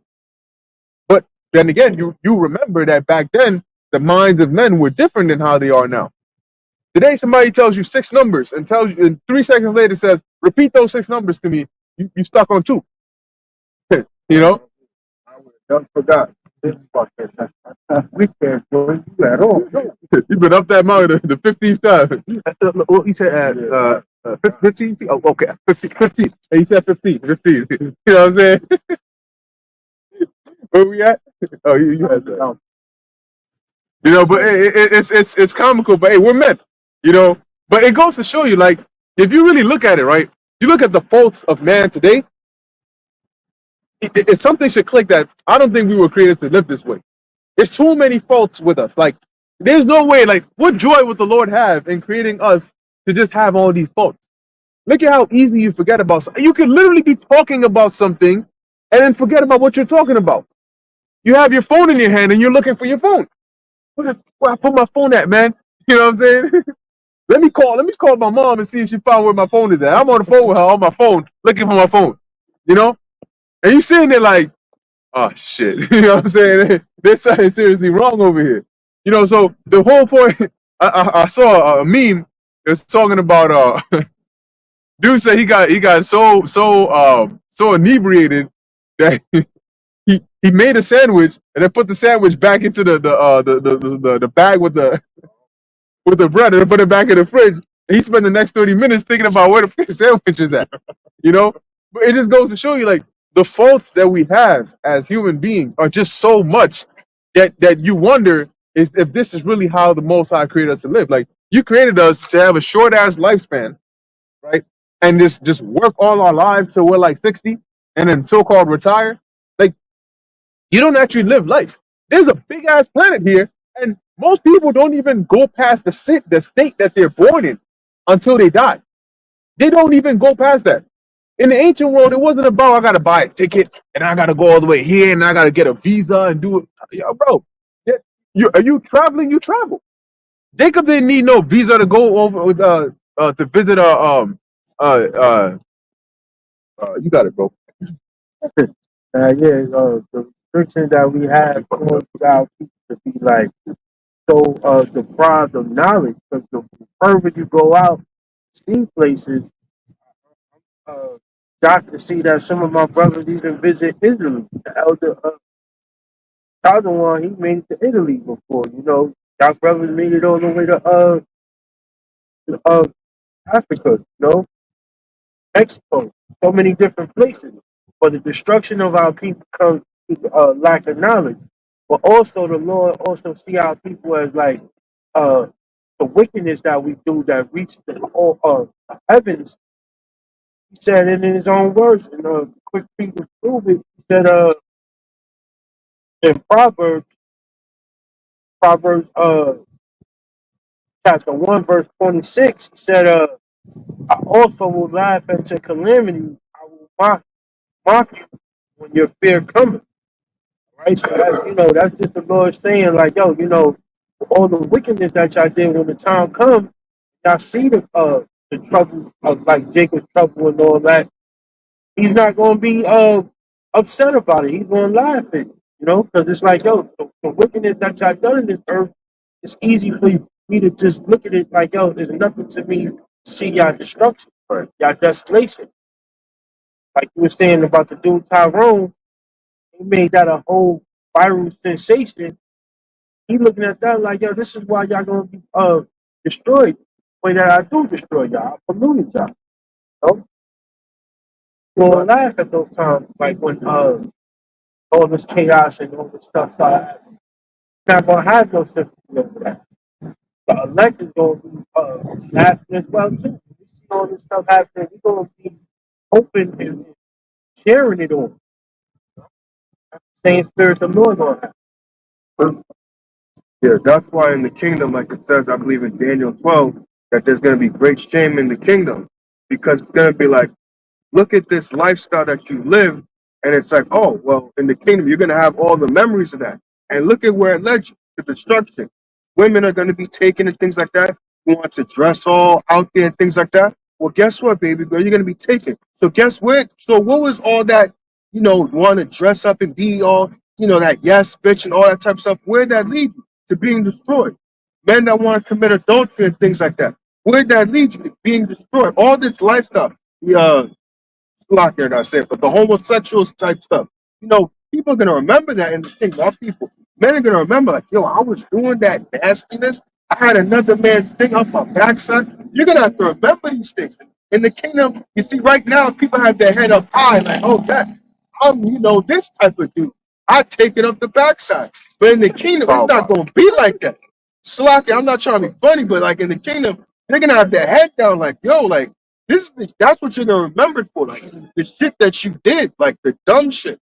The elect are gonna be remembered, like it says in Second Ezra, for those that stood so stiffly for the name of the Lord for righteousness. But this was the fuck you did, a whole bunch of bullshit, and look where it led you, to destruction. So is all this, freedom and all this ability to do iniquity and sin. Where did that lead you? How is this fun? How is this anything at all? Right. So like, or even they're gonna be hella, Oh yeah, at the bottom. yeah, they're gonna be like, God damn, I did all that. Where did it lead? Like for nothing. They're gonna have baby all the time. Oh man, I Damn. got a quick precept to back up Shalamar's point right there. I think it's Like the war. yeah, it's dreams and shit, yo. I got a quick precept to back up the brother. This is the book of Daniel, chapter 12, and verse 2. It says, and many of them that sleep in the dust of the earth shall awake, some to everlasting life, and some to shame and everlasting contempt. Right? When you go into that in the NLT, it says, many of those whose bodies lie dead and buried will rise up. And the apostle Paul actually talks about that. All right. Lord is bad. Now people can't remember their wickedness they do in the past life and live prideful, but in the kingdom they go and remember it all and have peace, but be shameful. That's the spirit. That's why we're bringing out this precept. That's beautiful, and that's crazy. And that's the Lord is bad. The Lord, He's going to recompense your evil upon your head, even in the kingdom where you have peace and you don't got to be worried about the curses. Your conscience is still going to be troubled. You know what I'm saying? And that's part of the reward of being a 2/3. You took pride in such wickedness on this side, and you discounted the life of the Lord and his sacrifices. You discounted it as nothing. So of course he's gonna have to, do something to you, not physically, but in the spirit. You gonna have that conscience of damn, I feel messed up. After all this wickedness you did, after all this denial, right? Did not the Lord say, if you deny him in the midst of men, he's going to deny you in the front of his Father, right? And the angels, right? So when you get into the kingdom, you're gonna be getting all these blessings, but you're gonna feel unworthy. You know what I'm saying? That's a terrible feeling that damn, I'm supposed to be literally destroyed for this, but here I am getting rewarded. Like, damn, Lord, like the water, like damn, I don't even feel worthy to even be in your presence. Like, oh my God. When they look at the elect, they're gonna be like, oh shit, like these men were out there telling me these things I should repent. I had a chance, I could have repented. Why? Like, you know, you always gonna feel that type of way. You know, you gonna be in a high level, you're gonna be highly esteemed, but deep down you're gonna feel like, oh man, when you by yourself, you always gonna think about that shit, like, oh wow, that was me in the past. Damn, oh man, damn, bro. You know? So when you read that in the NLT, it says, many of those whose bodies lie dead and buried will rise up, some to everlasting life, and some to shame and everlasting disgrace. Right? So going back to that point, you always gonna go back to your past life, especially here in Babylon, because this was the worst of our captivities. All right, this was the lowest, all right, that Jake has ever been in. All right, we want to talk about not knowing who you are, not even acknowledging the laws. At least when you went to these other nations, I mean these other captivities and empires, we at least kept some sense of ourselves, right? We kept some of our customs, you know. But now Jake is at a whole nother level where they come against the prophets who are trying to bring you back to your lineage, right? You got dudes who come up and they sound worse than Edomites. It's like, damn, you niggas don't want the kingdom? What the hell is wrong with you? See, and that's why, hey, going back to the point you made about Jeremiah, you strive and strive and strive to a point where you just say, nah, fuck this. There is no, even the Lord said it. Why should you be stricken anymore? You got the Lord to that point. You know you ain't gonna make it. You know, the Heavenly Father says, "What the hell? Why would I even keep beating you up? You know you're not gonna listen. You're that disobedient child that even with how many stripes, you still gonna go back and do worse than the reason why I punished you in the first place. You niggas is off. You wicked as all hell, man. Right? And that's why the only way you're gonna make it is by getting destroyed on this side, and then you get cleansed and you come back in the kingdom. Okay, so you can learn the customs from a child growing up. You can learn it basics, and then you grow, and then you finally get the point of righteousness. This is why you don't do what you did. You see, you gonna get it, but it's gonna be by way of what? Pain and death. All right, as it says in the book of Second Ezra, I believe the 9th chapter. All right, you shall know it after pain by death, man, and that's just what it is. Okay, but that disgrace is gonna be everlasting. It's always gonna be in your mind because you're gonna live forever. You're not gonna die and get away with it. No, you're gonna live forever. You know, but during your forever life, it's always gonna come back. Every now and again, it's gonna come back because you're still a human being, right? You're extraterrestrial, but you're still a human being. Now you get to remember your past lives. Oof, that's gonna suck, man. Glad we ain't, hey, Dwadia Bashim Yahushai, that he chose us to come and serve him. Yeah, at least we're gonna know, hey, Lord, hey, we served you, Lord, hey, you know. Yeah, but you got it, bro. Yeah, no, absolutely. Because at the end of the day, you know, it's like a scar. You know, a scar is different, or a wound is different when it's fresh, but eventually it becomes a scar. But that scar serves as a reminder. You know, so it'll still be there. You know, but eventually it'll die down a bit. But you'll still always remember that at some point this thing did happen. You know, like hey, for example, when you I don't know, you lose a loved one or you get hurt. You know, when it's fresh, it's like, oh shit. But you know, some decades go by. Eventually, it's there, but now, you know, you like, damn, man, I remember this thing. You know, it's still there. Obviously, it's just going to be for all eternity. And what's gonna make it sting even more, especially when it's fresh, is the fact that you're going to be righteous. You're going to be the exact opposite of what you were. And remembering that you were the opposite of that, you know, it's going to be, man, it's going to be some real, like, what the hell was going on in my mind, man? Not only did I, because, see, with the elect is different because, okay, you did this wickedness, but it was out of ignorance. And when you were shown correction, you repented. You actually repented and changed your ways. You know, so even when you think about the bad you did in your past, you know, you can counteract that a little bit with the good you're doing now, right? To say like, all right, hey, but I can focus on what I'm doing now. For the non-elect, the wicked of our people, what do you look to counteract all that negative? You know, okay, I'm in the kingdom now, but at what point did I redeem myself? I didn't go through any redemption. I did wickedness. I didn't correct the wickedness. I just stayed in that shit, and then the Lord had mercy. If it wasn't for the Lord's mercy, I wouldn't be here. So I'm only here because of the Lord's mercy. And that's one of them things where you feel, you know, you feel like almost like unworthy. We all gonna feel unworthy, but this is a different kind of unworthy. You know, this is I didn't even try. It reminds me of what the Lord said that some roughly paraphrasing, but he mentioned that those that teach not to keep the commandments, that they will be called the least in the kingdom. Right. So that shows you there's a hierarchy Right. in the Yep. kingdom. Yep. And the elect is gonna have that chief, that coveted position that, man, these are those guys, like these are those guys. They stood in the face of Esau, Edom, and wickedness, and they spiritually spat in the face of it. And when the Lord put the spirit on them, they stood for righteousness and they stood for the Lord, the name of the Lord, and they heralded in the coming of Yahweh Shai. That's the beautiful part of it. We're announcing the coming of the Lord, and He's coming back to save them. So that's all part of that glory. They partook in the second Passover, the glorious Passover. They were able to. The Lord took off their fleshly garments and put on glorious garments. You know, but then the rest of the 2/3 that's come back, they're going to be able to enjoy that kingdom, but they're going to look and say, man, they're going to look and see the difference between them and the elect. You know, that's why you got, hey, the Lord even got favorites within his nation. Israel is his favorite chosen nation, but the elect is his favorite, the chosen of the chosen, the elect of the elect. Right. Favorite children. And hey, man, the most one of the most painful things is gonna be like having been, you know, either exposed to it to a degree where you were a part of the company of the prophets or you were doing the work before and then you stopped, because that's like being a part of a startup company, right? And then leaving and then finding out this company turns out to become like Nike or Google or Amazon in the future. And you like, yo, I actually had, like, it was just me and this guy who came up with this shit. And then I just sold everything and said, nah, I don't think it's gonna work, and I left. And then just like a few years later, this guy, he owns 100% of this shit. But I was the one who started it with him. I was there with him.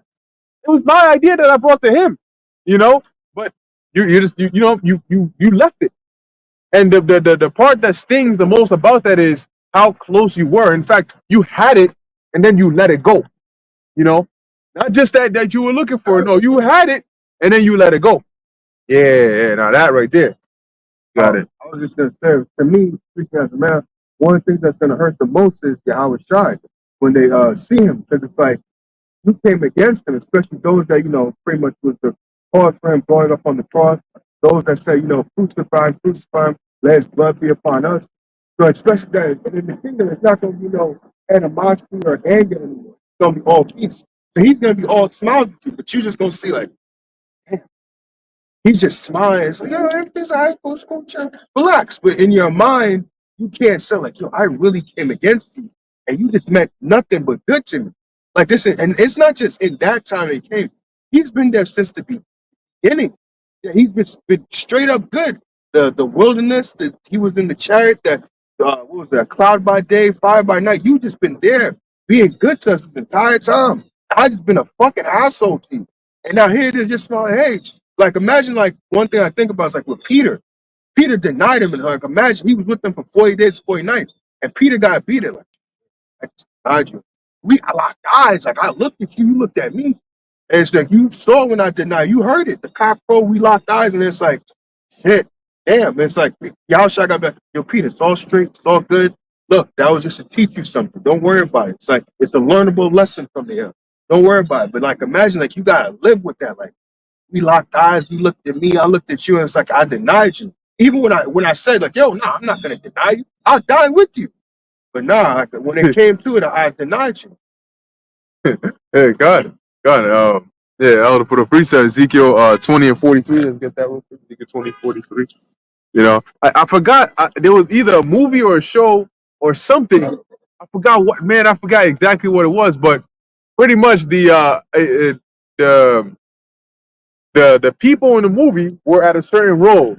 Let's say, for example, security guards, right, or whatever the case is, and and then you had somebody who was the higher up, and I don't mean like a manager. I mean like the top of the top, like the owner of the damn shit comes in, and they didn't recognize this guy to be the owner, so they're out here roughing him up and shit, talking all kinds of shit to him. You know what I'm saying? You know, coming in pushing him around and shit.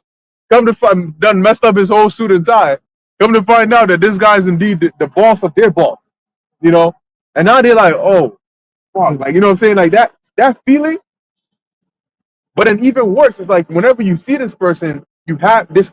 you keep getting reminded of the same thing. When you see them, you don't see the present them. You see the interaction you had with them, especially that bad interaction. It's always gonna come to your mind, you know. But hey, like you said, man, that's gonna hurt the conscience even more when it's not. It's like no ill feelings.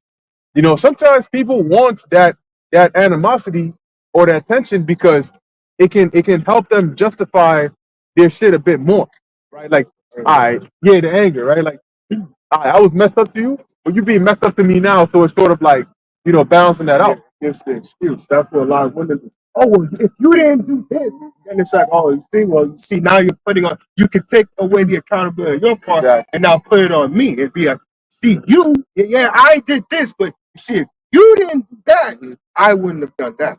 They get to play the victim, and then that makes them feel a bit better about what they did.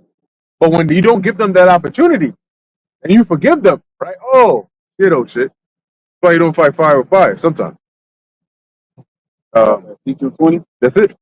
I'm gonna start at 42. Ezekiel 20 and 42. And ye shall know that I am Yahweh when I shall bring you into the land of Israel, into the country for which I lifted up mine hand to give it to your fathers. Mhm. And there, That's the Lord keeping His promise, right? and there shall ye remember your ways and all your doings, Mhm. wherein ye have been defiled. See, you're gonna remember your ways and all your doings that you've been defiled, the abominable act, the wicked things you did, all of those. Go ahead. And ye shall loathe yourselves. Because you're gonna be. Kind of spiritual. The little girl was kind of crying, and I had a thought. Salaki, No, go ahead. a thought real quick that this is just me speaking as a man, but in the kingdom, I think the ones that are really gonna be falling is women because they're gonna think about how they was running all over the place. I'm just saying, again, speaking as a man, just be prepared for your woman just be tearing up, crying, just bawling, like, yo, what the hell's up with you? We good? What's wrong with you? I did this, I can't. Especially if she gets back to you and she left you back and like, I can't believe I did that to you. It's gonna be a whole bunch of bawling, crying, especially for women. That's a very good point because we're reading about it now. It's like they're gonna load themselves. So you can imagine that there's gonna be points where it's gonna hit them. It is gonna hit them, and they're gonna be affected by that. Because the scriptures don't go into exact details, but when you deal with the scriptures from a practical standpoint, and I was thinking about this, recently, and we'll get back to that, which is this: you have to be practical and pragmatic when you come to the scriptures. It's not just that every single thing in the scriptures is black and white, and there's never anything other than that. Because, for example, I forgot who I was mentioning this to, but I was saying that when you deal with the scriptures, it's against the law for us to marry the women or the men of other nations. You can have them as concubines for the men, but for an Israelite woman, you have to marry an Israelite man, right? And that's why it was such a big problem post exile when we came out of captivity, because you had a lot of Israelites marrying the heathens, right? But when you take a look at the book of Esther, the Lord set it up to where Esther married a heathen, which was Xerxes, in order to save Israel. So had the Lord not done that, well, we would have been toast. So you say, well, Lord, of all the different things you could have done, you're the one who made the law that says that, we got to marry Israelites, but then, you set up Esther to marry this heathen, right? And then you go back, you deal with Jacob. Well, it's against the law to deal with two sisters, right? Or even a woman and her mother. But the Lord set it up to where Jacob married Leah and Rachel. So you got to be practical when it comes down to the scriptures, because it's about real life. Nobody here, and I'm gonna just keep it in this generation, has ever done every single thing by the books. Nope. You have cut corners at some way, some point in your life. Nobody has been perfect at keeping everything by the books. It doesn't work that way. We're humans, right? You make human error, whether it's out of fear, whether it's out of long-term consideration. Look, when you go for a job, for example, you actually practice the skill of not being exactly truthful about yourself. That's where they say you sell yourself. Was it Aharon that mentioned that? Well, You mentioned the story. Was it him that mentioned about you got to pretty much lie? yeah. I think it was him. Yeah, you got to learn to lie. So, okay. Huh? His co-worker. Okay. He went in the first time. Yeah, I think it was online. Oh, Once you said that, I thought, yeah. yes. He did say that. He said he went and told him the full true stuff about it. They didn't hire his ass, and then he came back and told her, yeah, I remember it was your coworker. Yeah, he came back and said some random BS, and they say yeah, they gave it to him. Then he came back and said, yo, y'all full of shit. You know what I'm saying? I could come and tell you a complete lie, and you gonna hire me. That's the whole point. You have to lie in an interview in order to pass the interview. If you want to put it direct, you know, that's when you have a resume. A resume is teaching you how to lie professionally, right? Okay, you freaking, I don't know. There was somebody's phone wasn't connecting to the Wi-Fi, so you went ahead and unplugged the router and then plugged it back in, and the Wi-Fi came back on. You put on your resume, you I don't know, you looked into the details of like technical resolution, and you troubleshooted and went through this whole protocol of networks and fixed this shit, and then you became a subject matter expert on fixing the network protocol. What? You gonna plug the router and plug that shit back in? Well, you're not gonna say that in the interview. So in your whole life, you learn to like sort of, cut corners here and there, and that's called being practical. That's life. Use particular words. I assess the situation. Right. It's that shit. When the application and say, have you ever stole something before? And you say, yeah, hit yourself in the foot. They expect you to say no. That's crazy. Yeah, you got it, bro. Yeah, that's the whole English language right now, right? Everything sounds so complicated, but then when you break it down, it's the most simplest thing, right? Especially these corporations, that's all they do. They just tell lies, straight up lies, bro. They tell you, like you use the word troubleshoot, right? Right. You could power cycle something. What does it mean to power cycle? You might be power cycle. Wow. Unplug the power cord and plug it back in. I've power cycled it. End of story. Oh wow, man, you're such a technician. Whoa, man. Nah, you ain't no technician. All you do is just fix things that regular people can't even fix. It's as simple as shit. Yep. I just unplugged the power, put it back in, and then just troubleshooted it. Wow, man, that's crazy. I was just reading the meter. It looks like your meter is out of scope. And you're using all these big terms and terminologies. Really, all you're doing is just, sometimes I go to somebody's house and then they'll be like, oh, my TV is not working. I'm not sure. I've tried everything. I turned it off and it doesn't work. I just go in there. I just pull the fucking the thing out, put it back in, and then click the input. Sometimes you just switch the input and that's it. And then they'll be like, wow, what did you do? I said, man, looks like you had a faulty device. I had to just, you just say a whole bunch of shit just to make it seem like however much you got paid is actually worth what you just did. But that's how you got to move with it. So we don't call it lying. We just call it using wisdom and telling alternative facts. You know what I'm saying? You gotta just say that's an alternative fact. You know what I'm saying? It's a fact. It's just not what you thought. That's all. Hey, but there you go.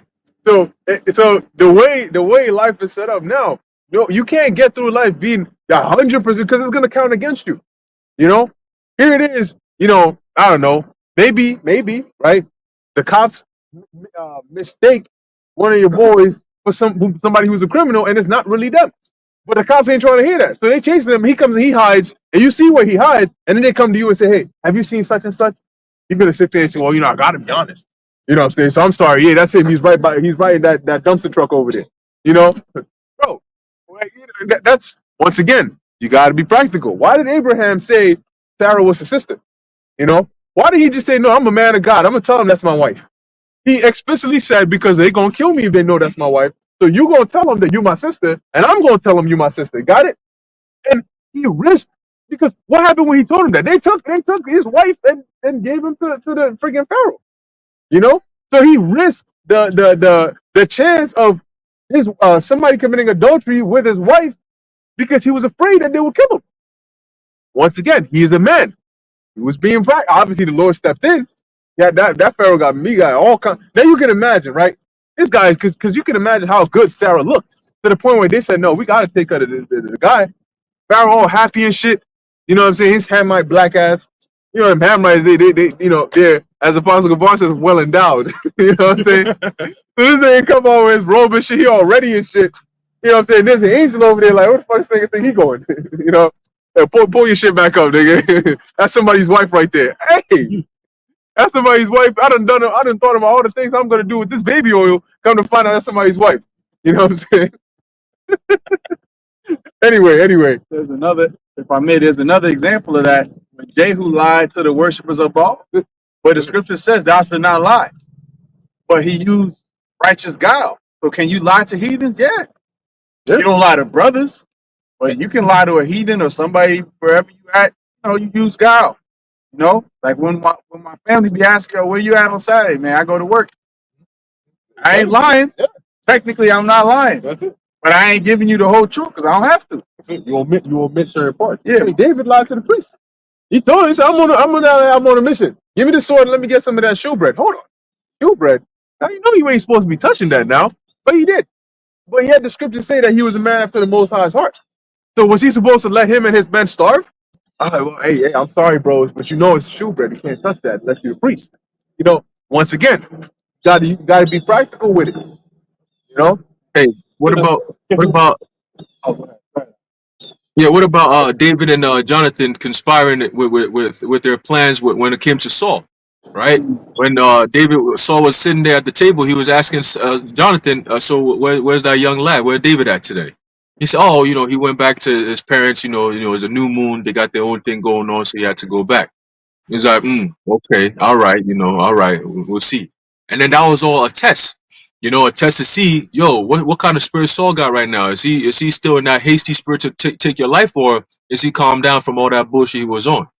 So they had a plan going on, right? You're gonna say, "Oh, that's King David. Oh, the man after the Most High's heart. He was lying." Oh, well, he had to. He had to come up with a plan to make sure that his life was preserved along with Jonathan. You know. But I had a quick precept to bring up what you mentioned about Abraham and Sarah, right? That account real quick. This is the book of Genesis, chapter 20, verse 1. It says, "And Abraham journeyed from thence toward the south country, and dwelt between Kadesh and Shur, and journeyed to Gerar. And Abraham said to Sarah his wife, She is my sister. And Abimelech king of Gerar sent and took Sarah. But the Most High came to Abimelech in a dream by night, and said to him, Behold, thou art but a dead man, for the woman which thou hast taken, for she is a man's wife." Yo. Hey, a man's wife? What, Lord? But Abimelech had not come near her, and he said, Lord, wilt thou slay also a righteous nation? Said he not unto me, She is my sister? And she herself said, He is my brother.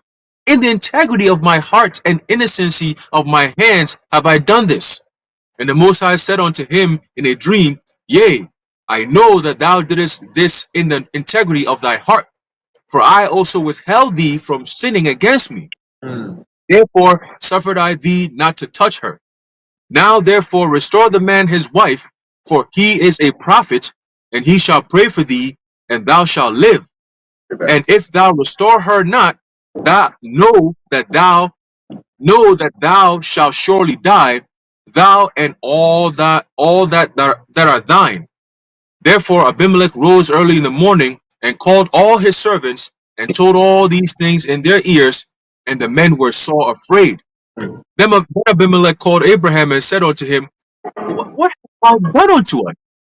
And what have I offended thee, that thou hast brought on me and my kingdom a great sin? Thou hast done deeds unto me that ought not to be done. So he said, you don't do that, bro. Don't do shit like that. You almost had us all fucked up. You told me that's your sister, bro. That's your wife. Go take her, please. You guys are good. You go ahead. Do your thing. Abraham, he used wisdom, but then the Lord stepped in, like you said. The Lord stepped in and helped him out. In that case, what? Tell me, if you, any brother in this situation, you gonna stand and be like, "Oh yeah, that's my wife, yeah, bro." You know what I'm saying? No, you gonna do exactly what Abraham did. Some brothers might even just say, "Yo, listen, sir, we ain't even coming through here. We're not even passing by. I'm not even trying to deal with all this." But you got to use wisdom. That's why the Lord gave us wisdom. Hey, we're Jacob. What do? We supplant, right? That's all we do. We supplant left and right. Jake gonna say some crazy shit and then have you thinking some other shit, and then whoop, he out of there with your shit, right? He did it with Esau. Now Esau's still tight till today. Nigga, keep getting tight. Nigga, you ain't getting no blessings back, bitch. You got it, bro. That's it. I ain't giving up my wife though. Shit. But anyway, let's keep going on that. Where we at? Ezekiel 20. 20. That's it. Ezekiel 20 and 43. And there shall ye remember your ways and all your doings wherein ye have been defiled. Mhm. And ye shall loathe yourselves in your own sight for all your evils that ye have committed. Yeah, so we're coming back to the point, right?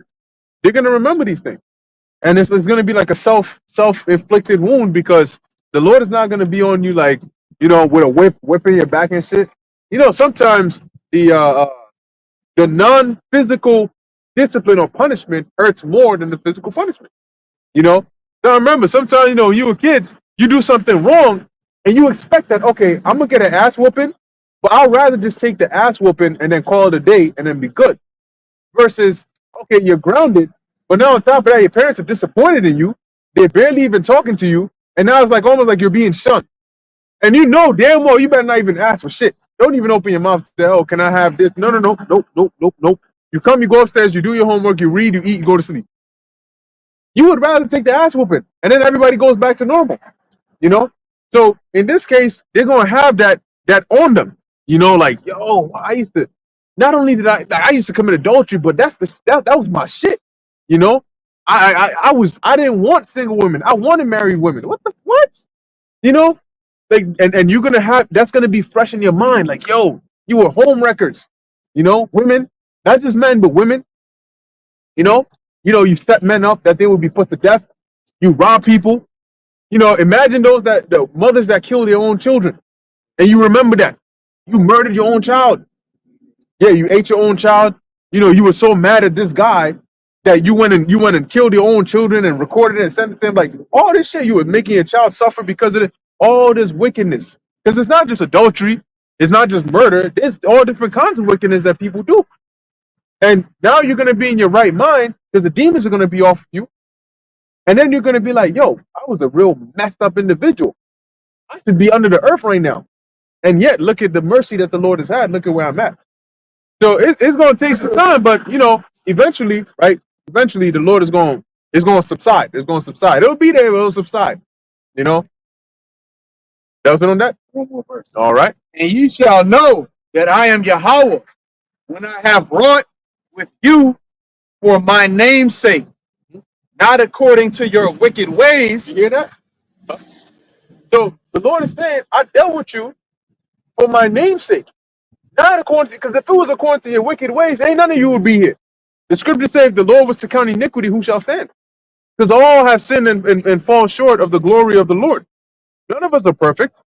And we're not getting this. I always say this. It's like when a dude deals with a chick, like in a genuine sense, sometimes it's not even anything that she has done. When you see a chick and you're like, yo, she's fine as hell, you go and deal with her, not because you don't know if she's rich, you don't know if she's poor, you don't know what personality she has, right? But it's about what you feel for her. Not what she could do for you, but what you feel for her. And that's how the Lord deals with us. You're not getting X, Y, and Z because you're this super special spirit. The Lord just happened to choose you because he wanted to choose you. So that's what the Lord is saying. Yeah, I'm not dealing with you according to your iniquities, because if I was, guess what? You wouldn't be here. I'm dealing with you according to my name. Because how would that look on me if the nation that I chose, that I dealt with for this whole entire time, the scriptures are written about this nation. I've always claimed I put my name in this nation. These are my people. I'm their God. I'm now nobody else's God but theirs. And all of a sudden I just destroy all y'all. I mean, that's not going to look too good on me, right? And I care about my name. Plus, I'm a man that I don't repent. So if I promise, like, how would it look for the Most High to say that he's a man that doesn't repent, right? He's not a man that he should lie, but then he makes a promise to Abraham and then he doesn't keep it by destroying all Abraham's descendants. Go ahead.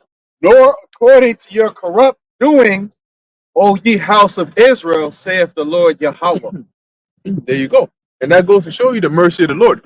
I think in the book of Ezra, it says, the Lord saw the wickedness of Israel, and so he multiplied his compassion.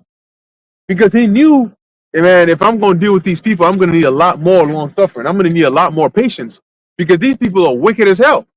They do wickedness on top of wickedness. Even when they're being told, look, stop that wickedness. The Most High doesn't like that. They don't care. They don't care about that. You know, who is the Most High that I should listen to him? So the Most High says, yeah, but guess what? After all of that, you're gonna get something far better than any other nation on the planet Earth. Why? Because I chose you to be my people. Because I locked that agreement in place in the beginning, right? Predestination. Because if I didn't do it then, I would have never done it. If I was waiting to evaluate you and then give you a reward based on that, guess what? The world, the earth wouldn't even exist anymore. You know, imagine how many times the Lord would have had to destroy the earth and we make it. I mean, it's always about the remnant. The Lord Yeah. dealing with his elect too. Shoot upon earth. Because it was for Abraham's sake, the elect. Isaac, Jacob's sake, the elect. The prophets of old, Isaiah, Hezekiah, they prayed to the Lord and the Lord delivers them from the Assyrians. So it's always the remnant, and the 2/3 kind of just benefited and ride the coattails of them. But now the Lord's going to make it like the first Passover, the 2/3, they came in too. The wicked ass niggas that you see now, they was over there. They went through the ocean, man, or the Red Sea. All right. And It's funny, right? Because technically the 2/3 didn't exist at that point. right, Right? that's The true. wicked of our people. The wicked of our people, right? Yeah. I'll say the ones that are 2/3 now. Back then, you know, back then they were just the wicked of our people, because it was more than 2/3 as well. Right. But you know, like the brother was saying, you had them back then being wicked, and now you have these last days where the Lord is going to make the separation to where you're not going to partake in the Passover. Right. You're not going to partake in that deliverance. You know, you're not going to be able to just say, "Oh, I'm an Israelite too" at the last second, Right. and just slide in along with the rest of the elect. The elect is the one. Now the Lord is going to make that separation. Got anything else? No, I was just gonna add because of the point you made with the love that a man has for a woman. Isn't the English language so funny? Brothers, got anything else? No. And then you go ahead and get something else. I was messing with you. You got it, bro. This is 2 Esdras 5 and verse 4. I'm just at the point.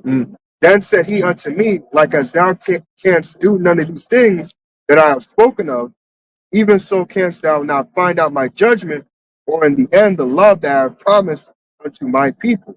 So just like you were going into it, like how it's like, yo, why are you still on that chick? She ain't on that. Yeah. But it's like his love that he has for it's not per se her personality. It's just the love that he has for her. It's just something he has for. It can't be explained. Rock it up. But it's the same thing with them. It's like, yo, they've done everything to you. They served this guy. They done this even since the beginning, since the wilderness. The minute Moses dipped, they done serving Baal. They made talk to Aaron and all this type of stuff. Why are you still messing with them? You don't think Esau probably says that? You know, the accuser that birth. Why are you still messing with them? They still doing all this type. They worse today than they was back then. How are you still messing with them? I don't understand this. But hey, you can't understand the love that the Heavenly Father has for his people, beginning with the elect. It says no man knoweth the way between a man and his mate. So dude to get cheated. I mean, dude, his first love can freaking have a baby with somebody else. You know what I'm saying? And do all manner of wickedness and then die. And the dude will still remember her. Crazy. Go ahead. Yeah, I got a precept real quick to sum up basically what Shalimar said and what your brothers also mentioned. Uh-huh. It's the book of Exodus, chapter 32, start off at verse 7.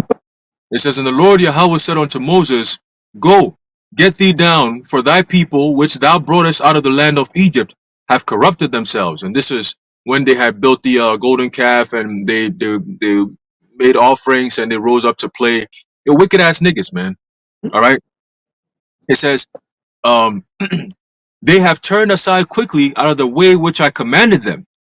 They have made them a molten calf, and have worshipped it, and have sacrificed thereunto, and said, These be thy gods, O Israel, which have brought thee up out of the land of Egypt. Ah, that's annoying as hell, man.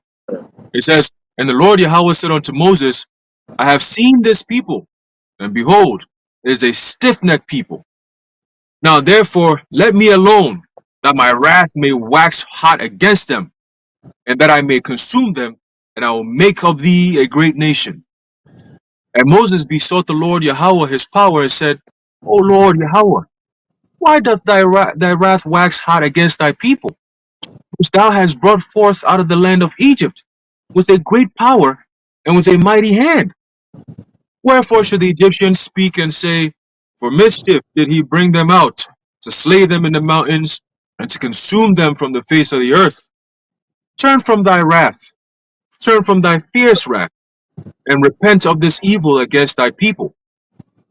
Remember Abraham, Isaac, and Israel, thy servants, to whom thou swearest by thine own self, and saidst unto them, multiply your seed as the stars of heaven, and all this land that I have spoken of will I give unto your seed, and they shall inherit it forever. And the Lord Yahweh repented of the evil which he thought to do unto his people. All right, so I believe the brother Ashiar mentioned how, though the people were being wicked, all right, it was the Lord who swore an oath, and it was because of that oath that he kept and says, you know what, I'm not even going to deal with you based on what you're doing. I'm going to deal with you based on what I've promised. All right, you're still going to get that punishment. The wicked of you people, you're still going to get that ass whooping. All right, but I will still follow through with that promise that I made unto your forefathers. All right, and you're going to inherit that land eventually. All right, so hey, like you said, a man and a woman. It's not really about what the woman is doing or what she's done in her past. Once the man says, "Yo, you mine," she could say, "Oh, but I was doing this, and oh man, I can't believe I used to do all this, and you're still gonna love me because of yeah." No, it's not about that. I like you, and that's the end of it. And the same thing with the Heavenly Father. All right, Deuteronomy 7:6. I have chosen thee and made thee what a people unto me. All right, you are my people, and that's the end of it. Right? All this wickedness, Jake be doing the most wickedest, outlandish shit, but they're still the Lord's people because He chose us, and that's the end of it. All right, you brothers got it. Yeah, hey, and that's a man of his word, right? Like the Lord said, I'll deal with you according to my word. I'm not a man of your actions, I'm a man of my word, right? And that's something that sounds trivial, but it's actually very hard to do. A lot of people are very quick to go back on their word based on the actions of somebody else. You promise to do good to somebody, you end up doing bad, you say, F it, I'm not doing it no more. Shouldn't have given me your word then. No. Anyway, brothers got anything else? All right. So beautiful, beautiful. We're gonna end it off here. Lord willing, that was edifying to the elect. In closing, we want to give all praises, honor, and glory to Yahweh. Yahweh Ba'ashem, Yahushua, Ba'ashem, B'Takadesh. Until next time, Shalom. Shalom to the elect. Yahweh Ba'ashem, Yahushua, Barakatam to you brothers. Shalom. Shalom.